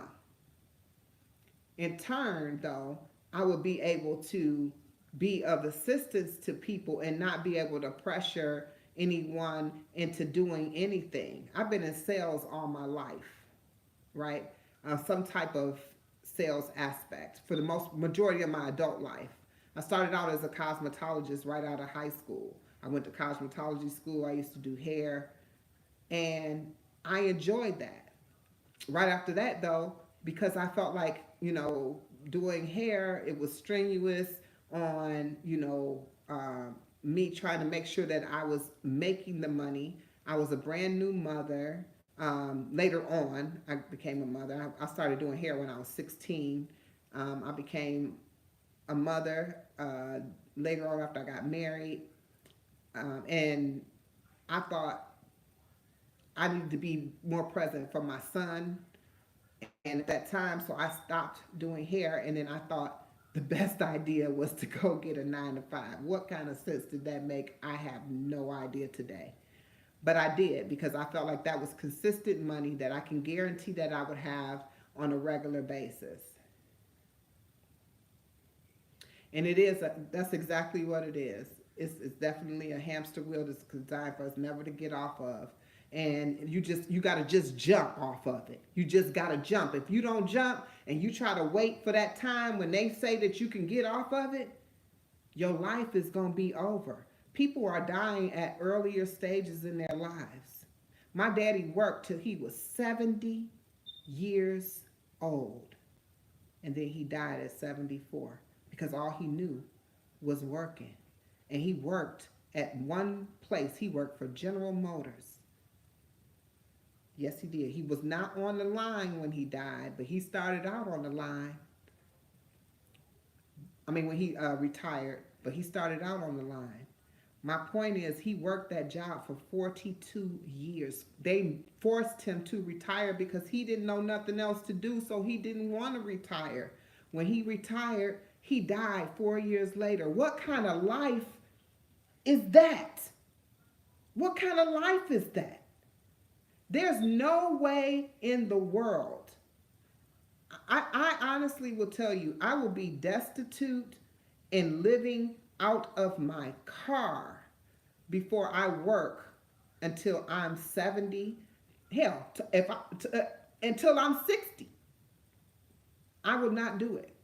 I will not do it because what Fatima just said is absolutely true. It's like you're going over and round and round and round and round and round, and you're gonna keep on going, and you're gonna have to figure out a way to jump off. A lot of times this don't impact you. I'm seeing even the younger generation feeling this now. When you were younger, when I was younger, because I come from a different generation, when I was younger, I was told, if you don't work, you don't eat. Watch this. This new generation, they be like, I ain't finna go to no job. I ain't finna work this. So the employers and things are beginning to customize the way that they offer employment because they need workers and they need people who are going to show up. But the younger generation don't show up like the older generation did. When I was going to work, I showed up and went to work every day. I didn't call off from work. You best believe I do today, though. Every opportunity I get. If I got the time, I'm out. Even without the time, I dock some days. I need my mental health is more important than me working a 9 to 5 and being able to, and worrying about how I'm gonna pay some bills or something like that. That's not where I'm going with that. But what I was going to tell you was I was telling you my story. So basically, I've been in sales all my life, and I always had to try to figure out how to meet a certain or certain level of something, right? So always striving to do something, but I always had to sell it to someone, right? What if all the knowledge that I got, because I mean, when I tell you I got a lot of sales under my belt. I done financial planning. I've done I'm real estate agent, real estate investor, property management company. I did a lot of working for myself. But then I also am a licensed insurance agent. I have all my licenses, life, health, property, casualty, you name it, I got it. But I know information. But I had to sell it.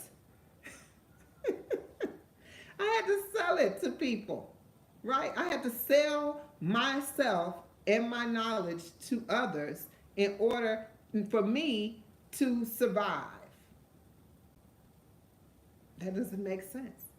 So if I didn't have to work a 9 to 5 and I had the knowledge and skill, we're not going to say in the places and the things that I do have those things in, but using it for whatever reason, I would be able to give that to others, because then we would be able to barter and utilize that to help one another. You know how to do this, I know how to do that. I'll give you this, you give me that. You know how to bake pies, I do something for you, you give me a pie. Thank you so much, right? You got fruits and vegetables. I don't have fruits and vegetables because I don't have a farm, but I do something else. I'm going to give that to you. You're going to give me some fruits and vegetables in return. It's called bartering. But no, who's going to make money like that? Do you know in this world there are only, as far as the richest, there's 4 or 5, I think, families that are the ones that run this world, that runs this country, I guess to say. And they're like the richest people in the world, according to what the dollar dictates it is. With that being said, if there's only 4 or 5 families that have this wealth that's considered what we need to in order to survive, then what does that say for the rest of the world?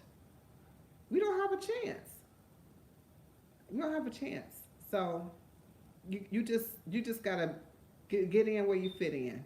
And so when I think about Fatima going over to Ghana, baby, you just don't understand. I'm ready to go, but I would love, love, love for my family to go with me. You get what I mean? So that would be the challenge, right? Right now, I take care of my mom, and I definitely know she's not in a condition to go anywhere. So, but one day, I'm gonna make it over there. Fatima already invited me up and was like telling me that I could come in and visit whenever I wanted. When I'm coming, let her know, because she gonna have room at her boudoir, her beautiful home that she's building there. So I'm gonna definitely come over. She gonna be like, she took me up on that. I sure did. I'm here. I'm gonna stay for a month if that's okay, and I ain't gonna come without bearing gifts, right? So, because it's still gonna cost you to live over in Ghana. It's gonna cost you to live over there too. So I'm gonna come bearing gifts. I'm not gonna come empty-handed, but I'm gonna be there. You know I'm coming. I'm coming. I'm coming. I'm coming. My best friend today, I told her about you. She probably just subscribed to you today, because she was like, "Can you find out from her?" She's like, "Are you connected with her?" I'm like, "Yeah, I'm connected with Fatima." She was like, "Can you find out from her about that land? Because I want some of that land." Yes, we have our own community. Oh my gosh, that's a whole nother story in itself. I would love that so much.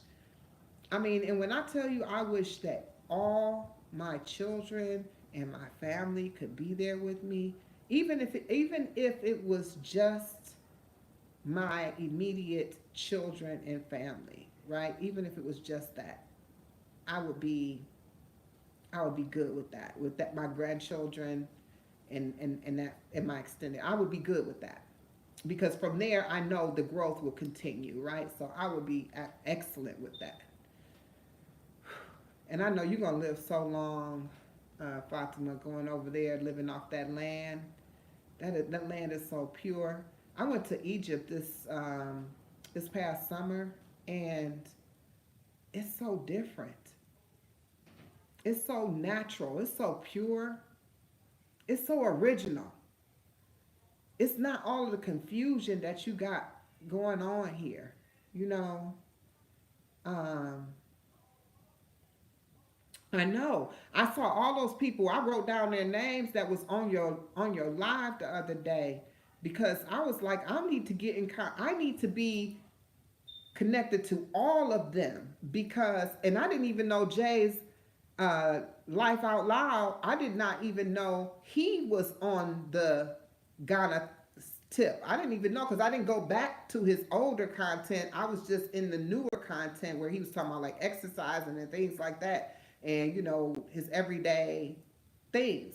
but I didn't know that he was on that. So I am definitely gonna go back and revisit some of his older content because I did come across one where he was actually touring the land there in Ghana. So this is crazy, crazy, crazy. I don't know if anybody else is interested in going to live in another country. We've been told so many lies. Just keep it blatant. I used to remember seeing those commercials, and they used to tell you that Africa looked like trash, and that people were over there starving, that they were looking for food, and that and so what's hard for me to understand is that's the purest land that it is. So food grows readily from the ground. So why would they be starving unless it's been colonized to some degree where they're being told that they can't have a certain food or something of that nature? They used to show those kids with the bellies extended, and you could see their skin and bones, and they had them flies flying all around them, saying it was like Ethiopia. Now, I'm gonna tell you this. I know somebody that went to Ethiopia, and baby, it don't look nothing like those pictures did back in the day, right? So no, I have never been to Ghana. No, I have not been to Ghana. Like I said, I've been to what they call Egypt, which is actually called Kemet, is what I refer to it as, because that's the original name before it was colonized by the Greek. I'm not going to go there either, because one thing's for sure, if you look at any of the deities or any of the deities or anything like that, they look like me. And I don't think there's any Greeks that look like me. So, but definitely, I am so excited about doing that.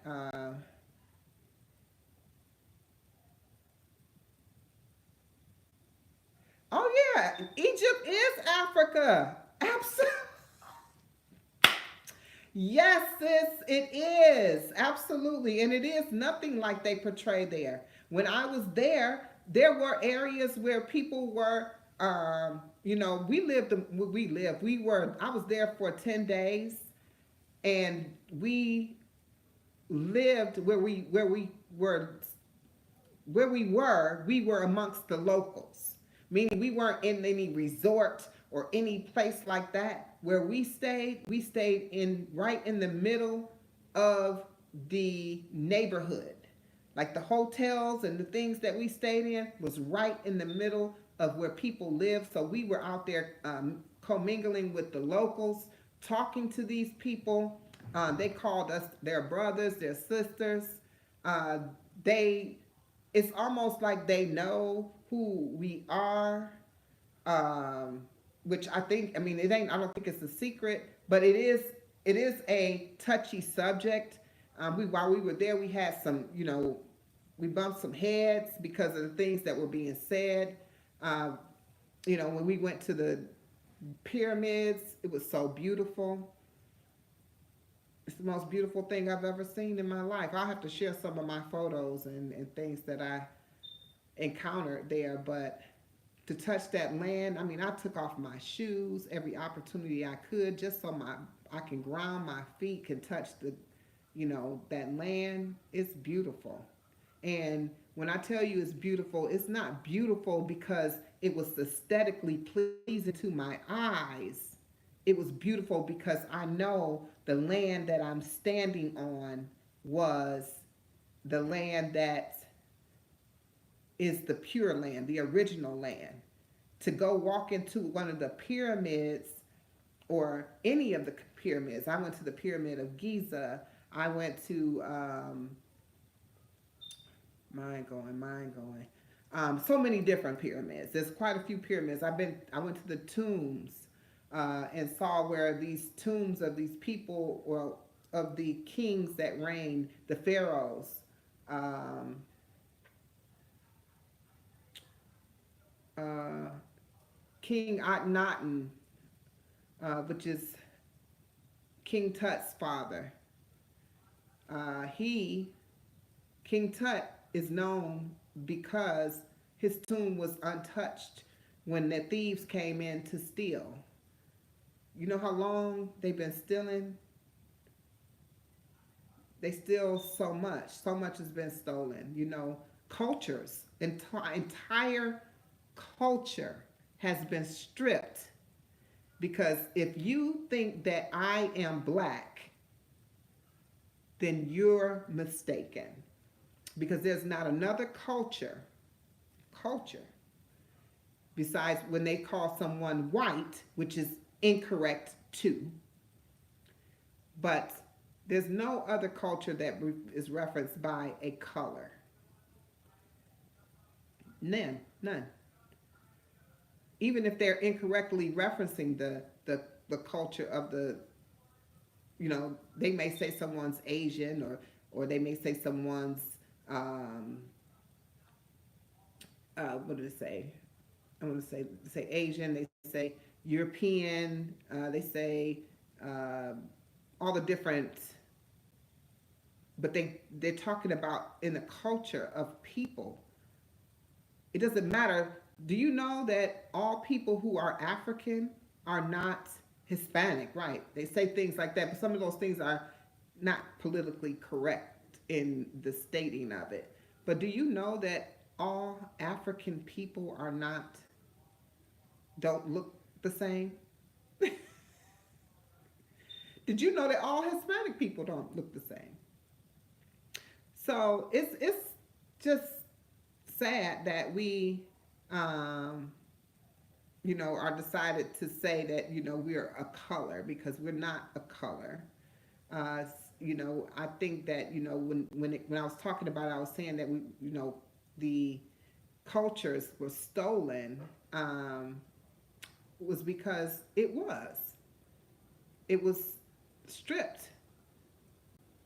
There's people who they reference as black that have no clue who they are, where they came from originally, and anything about themselves, and they can only trace back only so far. They can only go back so far. They can't even go back generations and generations and generations.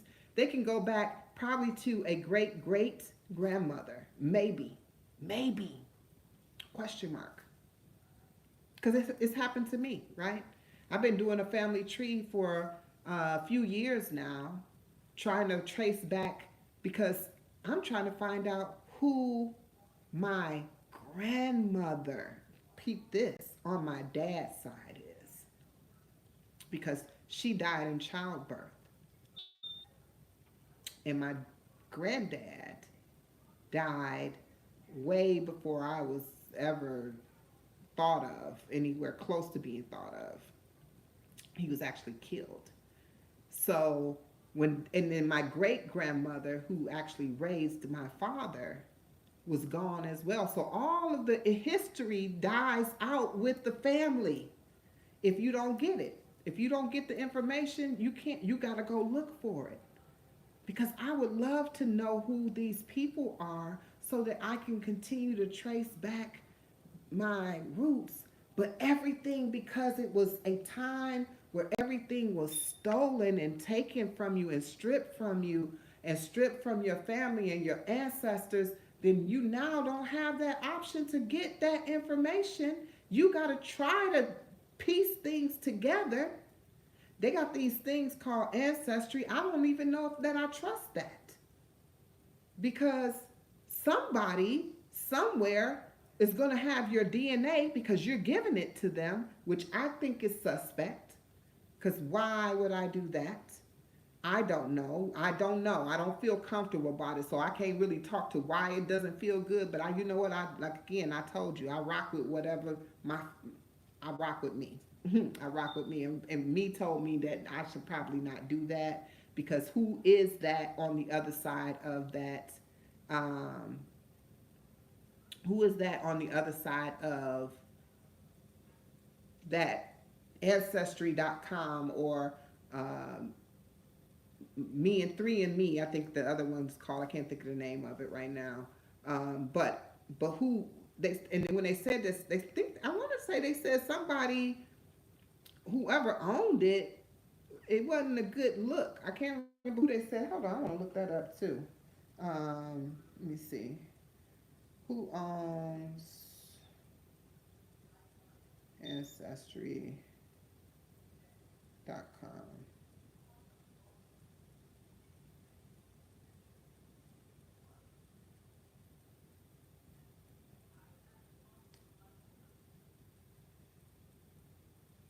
Okay, so it says Blackstone Group owns Ancestry.com.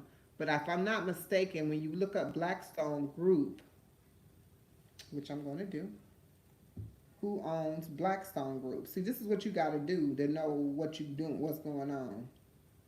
And this is what I'm telling you. Google right here. Not that Google is the end all be all because they can put anything they want to on this Google. They can put that on there too. Who owns Blackstone Group?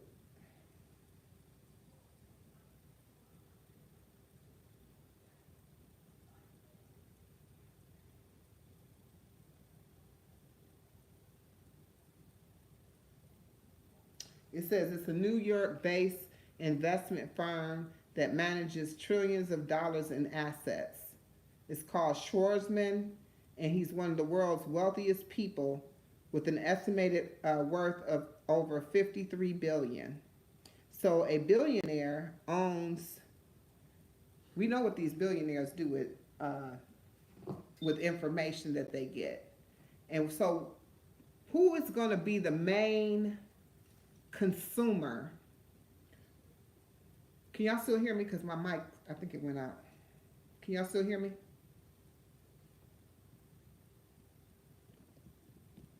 Can you hear me? Can you hear me? Okay. So, I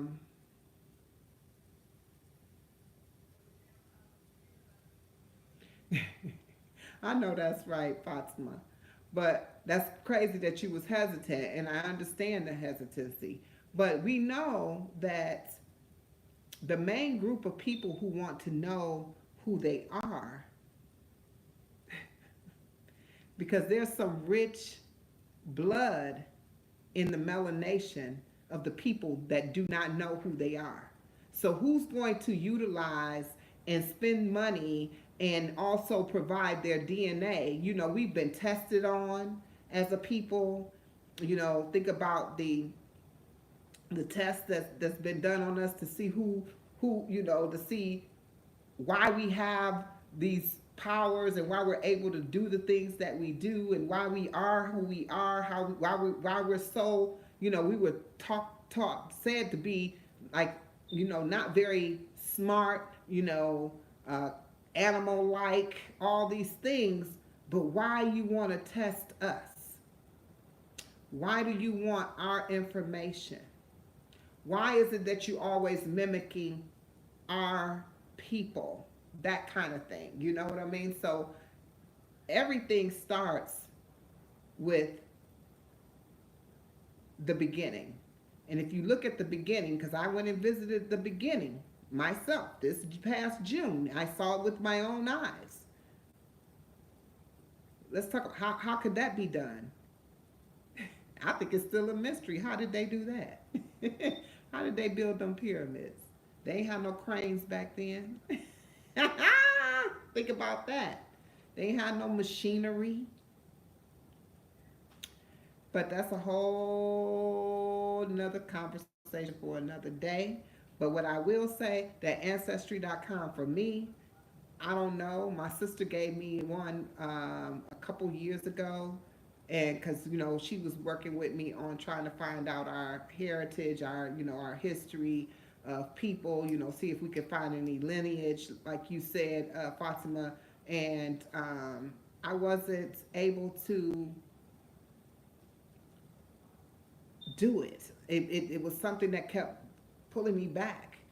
I mean, I really, really, really wanted to do it because I wanted the information. I wanted to see where they said I was from, but I felt like, you know, if I did that and it said something that I don't know that I would want to know incorrect information. I don't know if that information is accurate, right? But I know that we are mixed up with a lot of things, unfortunately. It's not, the pure bloodlines are very few and in between. So that's kind of, like another subject for another day too. But when it comes down to, it's another ancestry thing. I wish it was a way, because what I'm saying, what if we could have our own? I think there's a time. I think we're in a time right now that we can create our own. Fatima made a very good point about building communities. If you build a community, think about this. We struggle as a people because we don't work together. And because we don't work together, peace and love to I Am Gemini. I saw you come into the live. Thank you for joining. Because we don't work together as a people and everything is individualized, it makes everything more of a struggle because we're so afraid that the next person is going to have something that we don't have.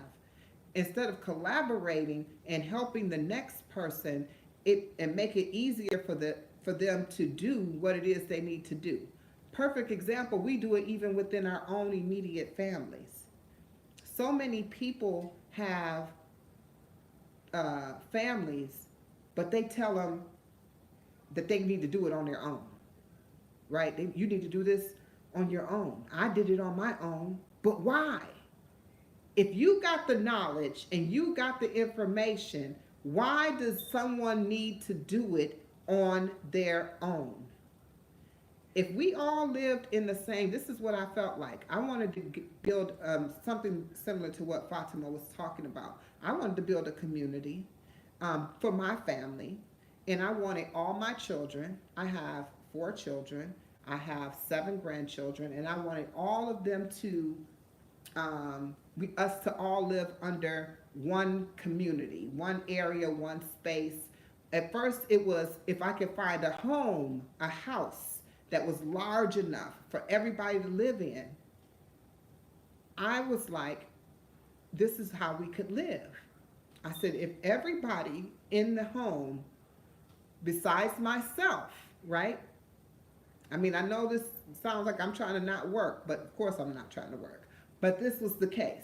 Because a mother, as a grandmother, I am supposed to be, in other cultures, grandmothers and grandfathers are taken care of by the children, and the grandparents actually help raise the children, their grandchildren, and are in place so that if the parents do have to go out of the home, run the business or work, then they always had someone there to provide and nurture and guide the children, because that is your duty as a grandparent. You really should not be working when you are 70 and you spent how much time and you weren't even able to be the grandparent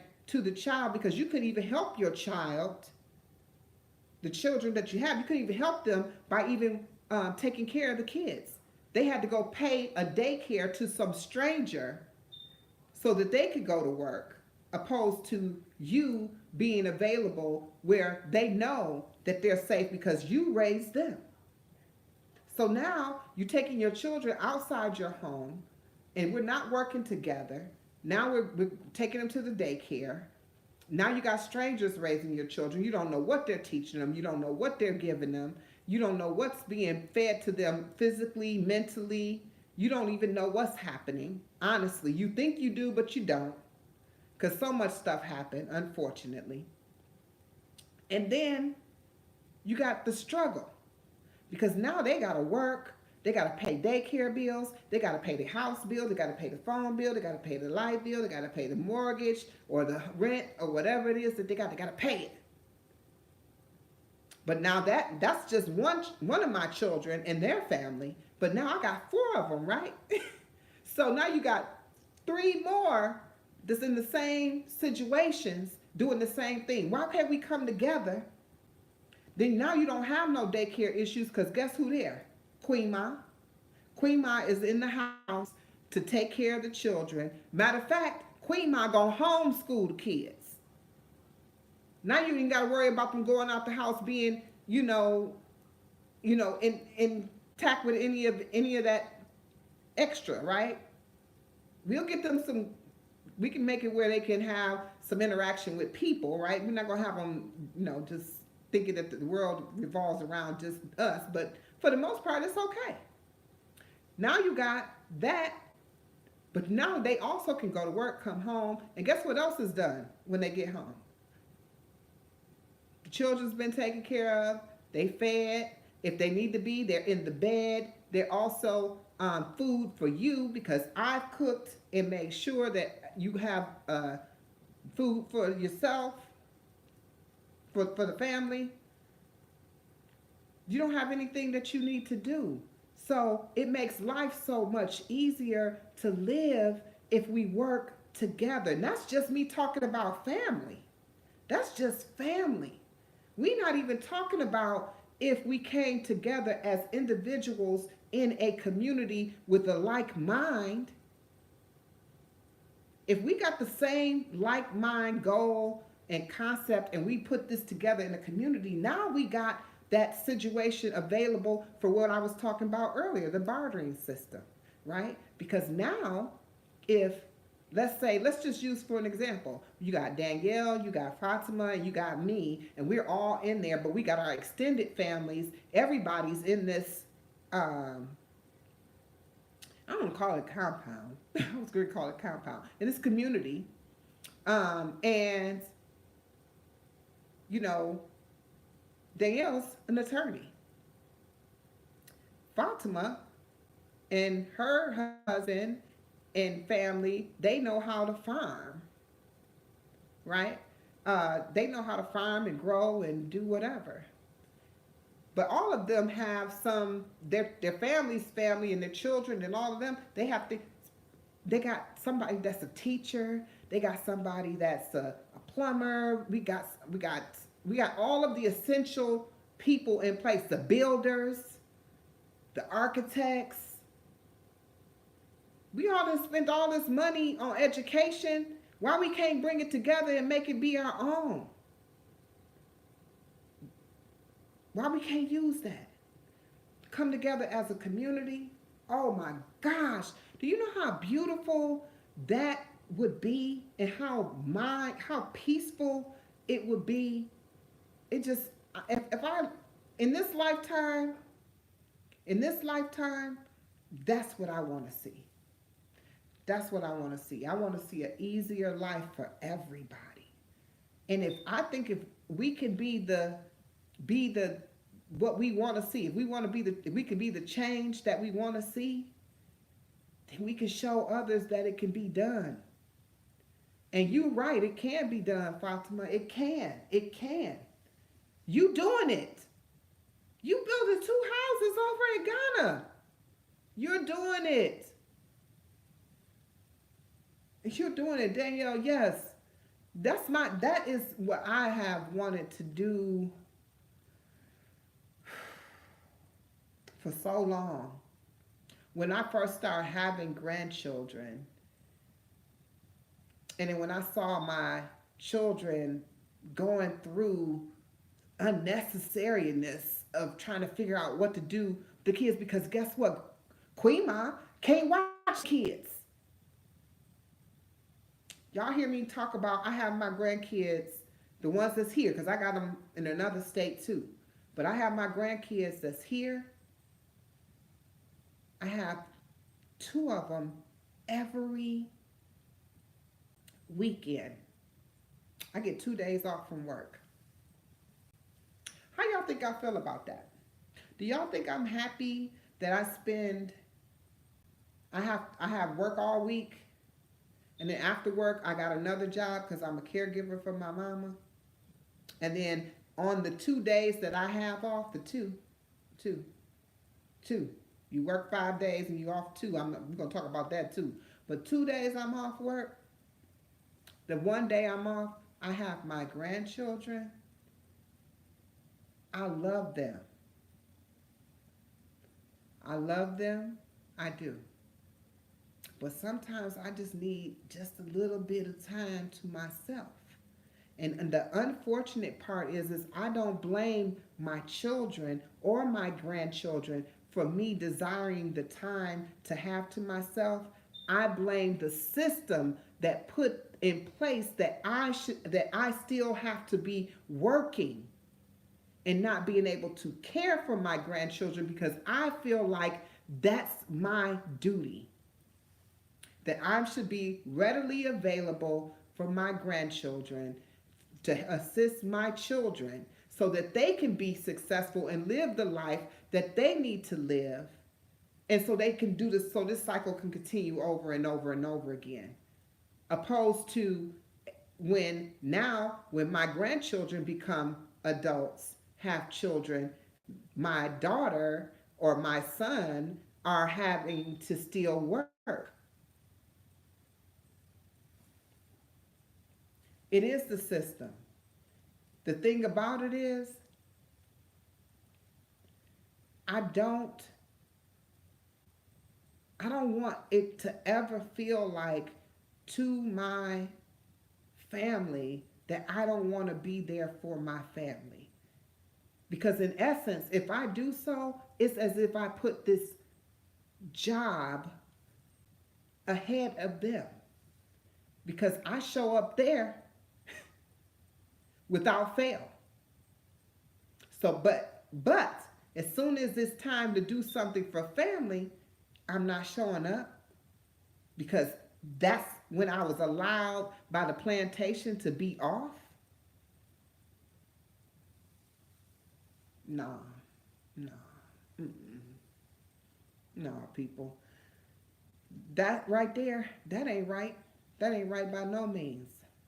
And I'm going to tell you, I don't work for no horrible company. I don't. It ain't about the company. It's about the fact that I have to work to begin with.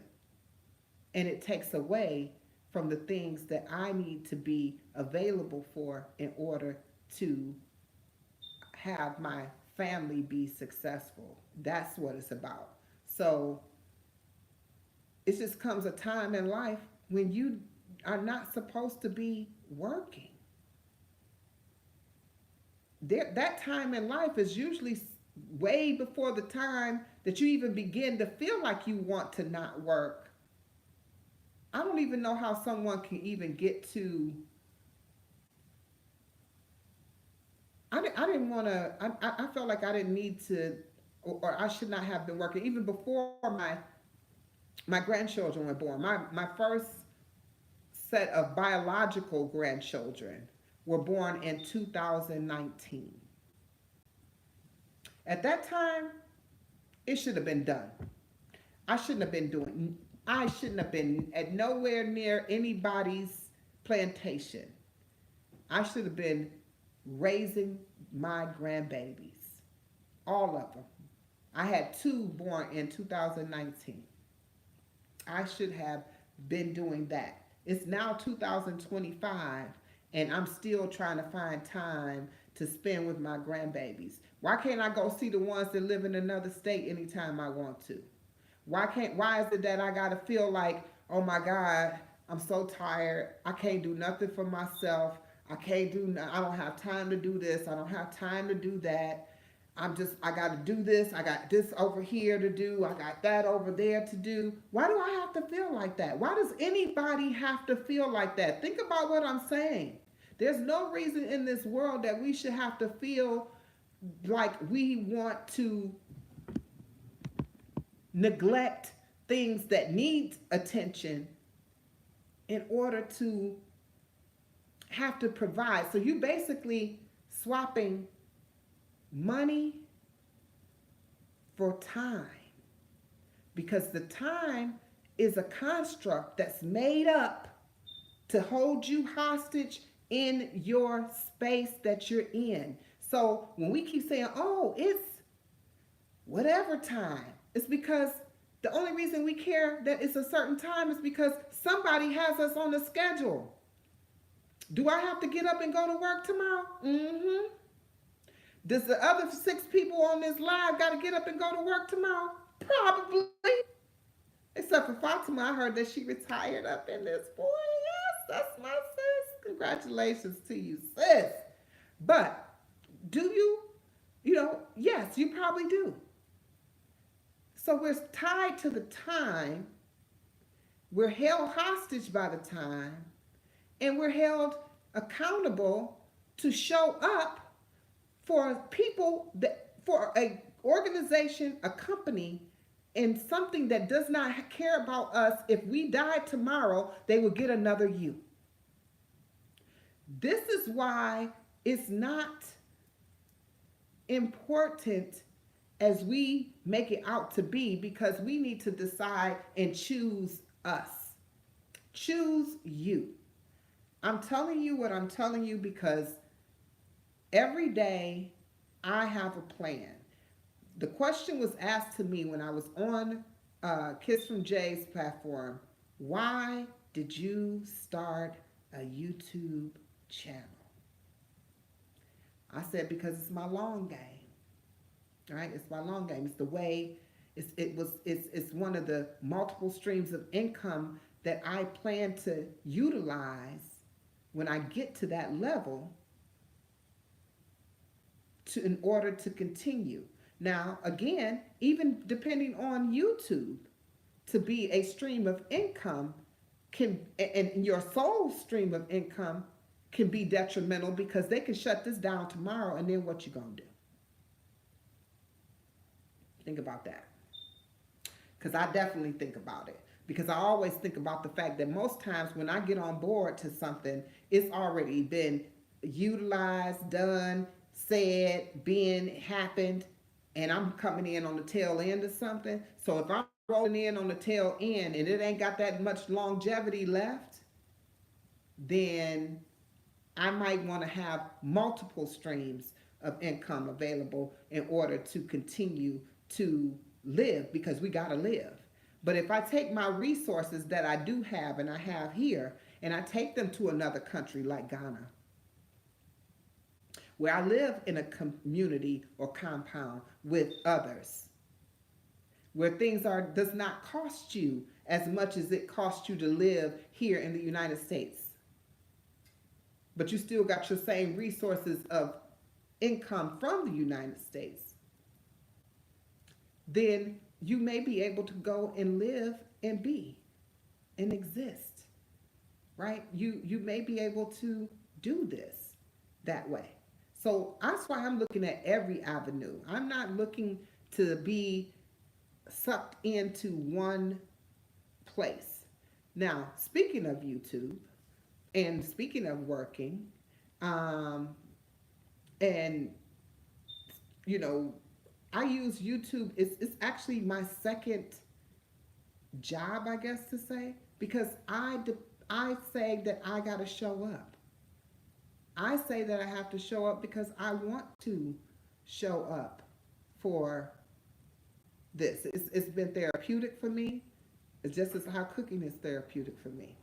It's been something that has allowed me to express myself like I am now, being able to talk to people, feeling me on what I'm saying. That makes a difference to me.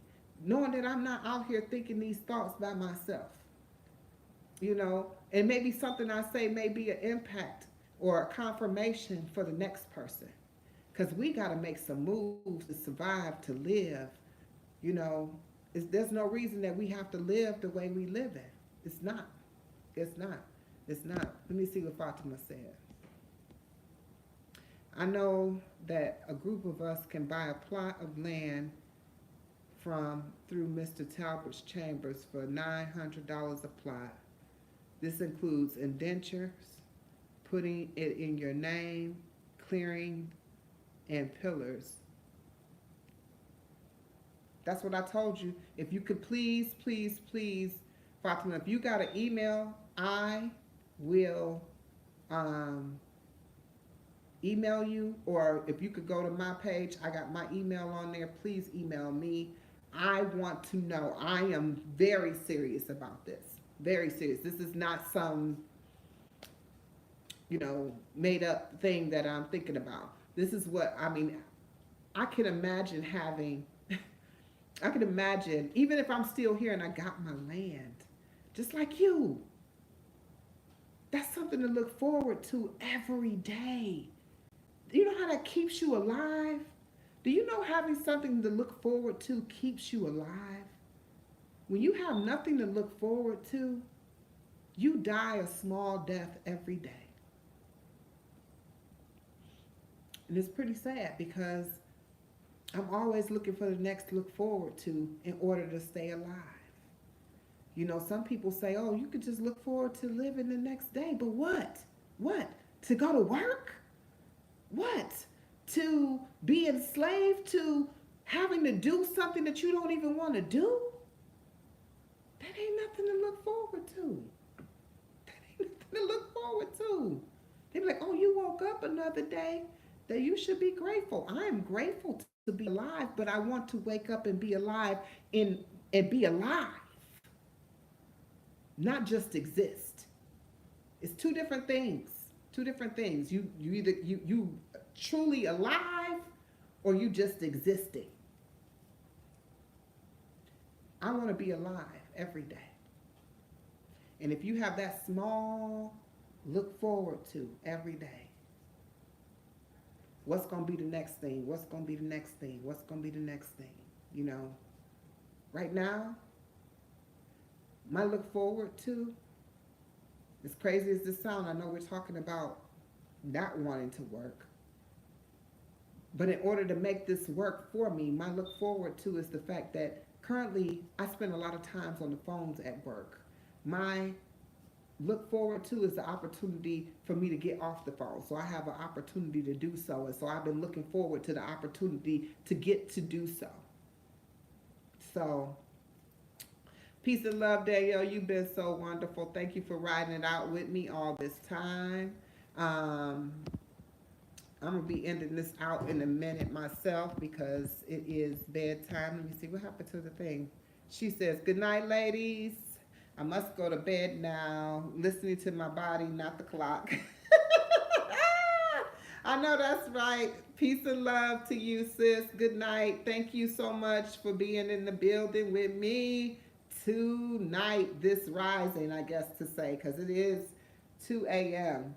I was going to wrap it up at 2:22 because y'all know how I am about my numbers, 2:22. But it may happen earlier. Fatima, did you have an email on your channel that I can email you, or uh, would you be able to email me, please? Would you let me know about that? And and anybody else that's on here, if y'all interested in some land in Ghana, for sure.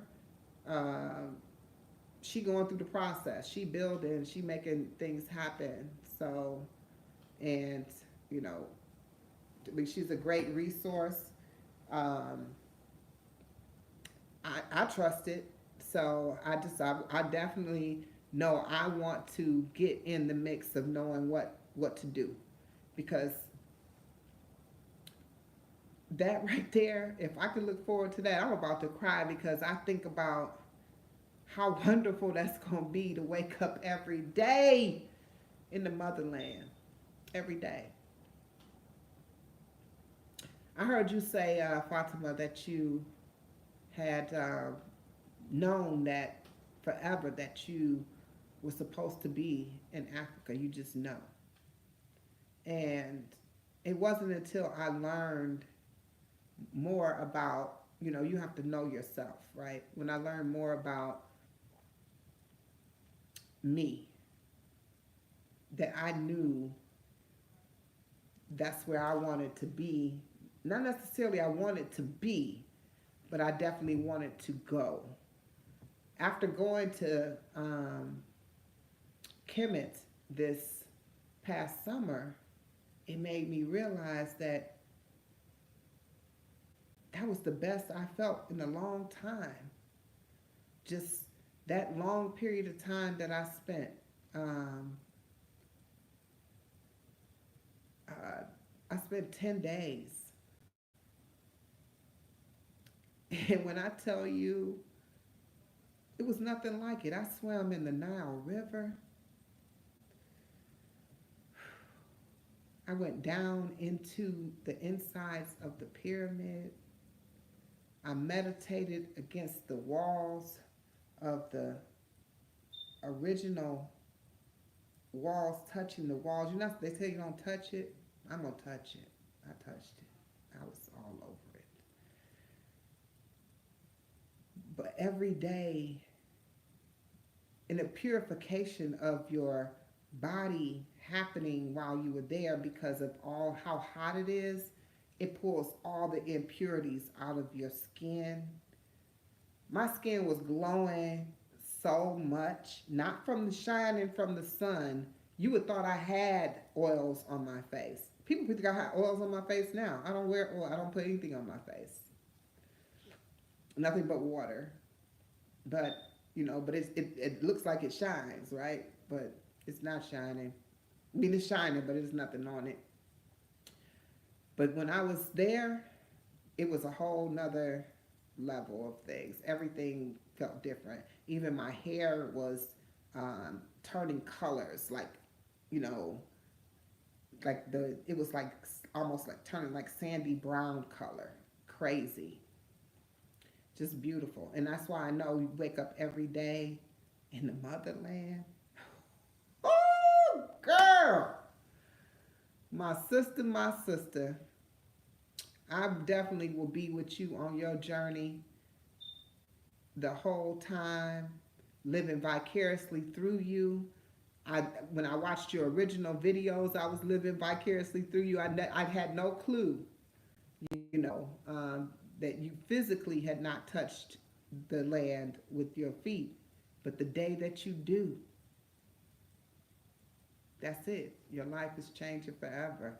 And I heard that you got family going over there with you, so you gonna be good. You gonna be good.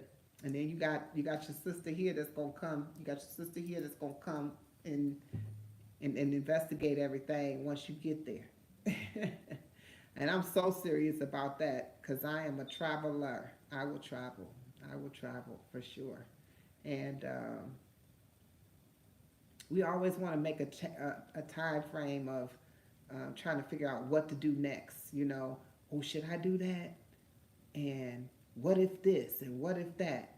You know, I would love to, you know, ask you, you know what? Fatima, are you still there?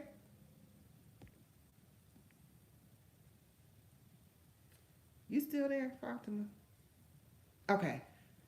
I would love to um, do a collaboration of a live, me and you, if you don't mind.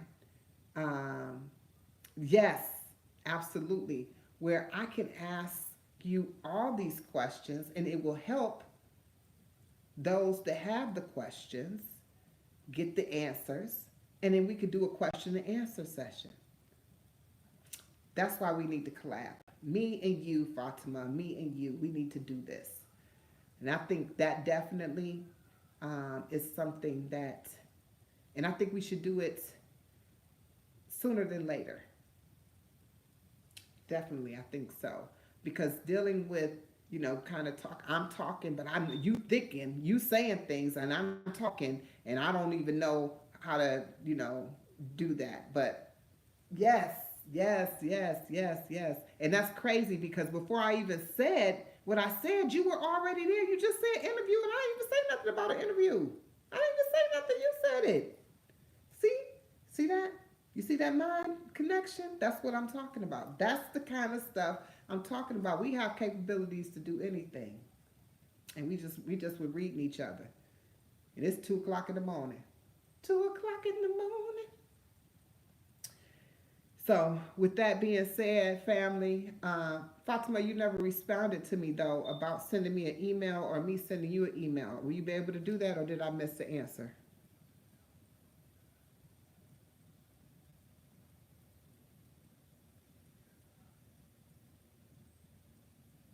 I don't think I am. Did I answer? Did you answer? Did you answer?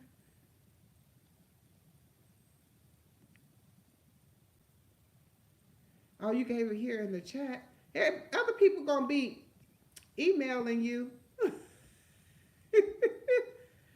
Okay, hold on, because I want to make sure I get it, because if I don't get it, because sometimes um, sometimes, Fatima, I don't see it.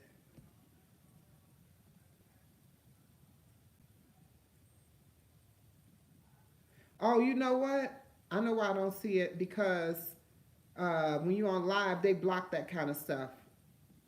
You're gonna have to you're gonna have to, if you would just send me an email. My email is in my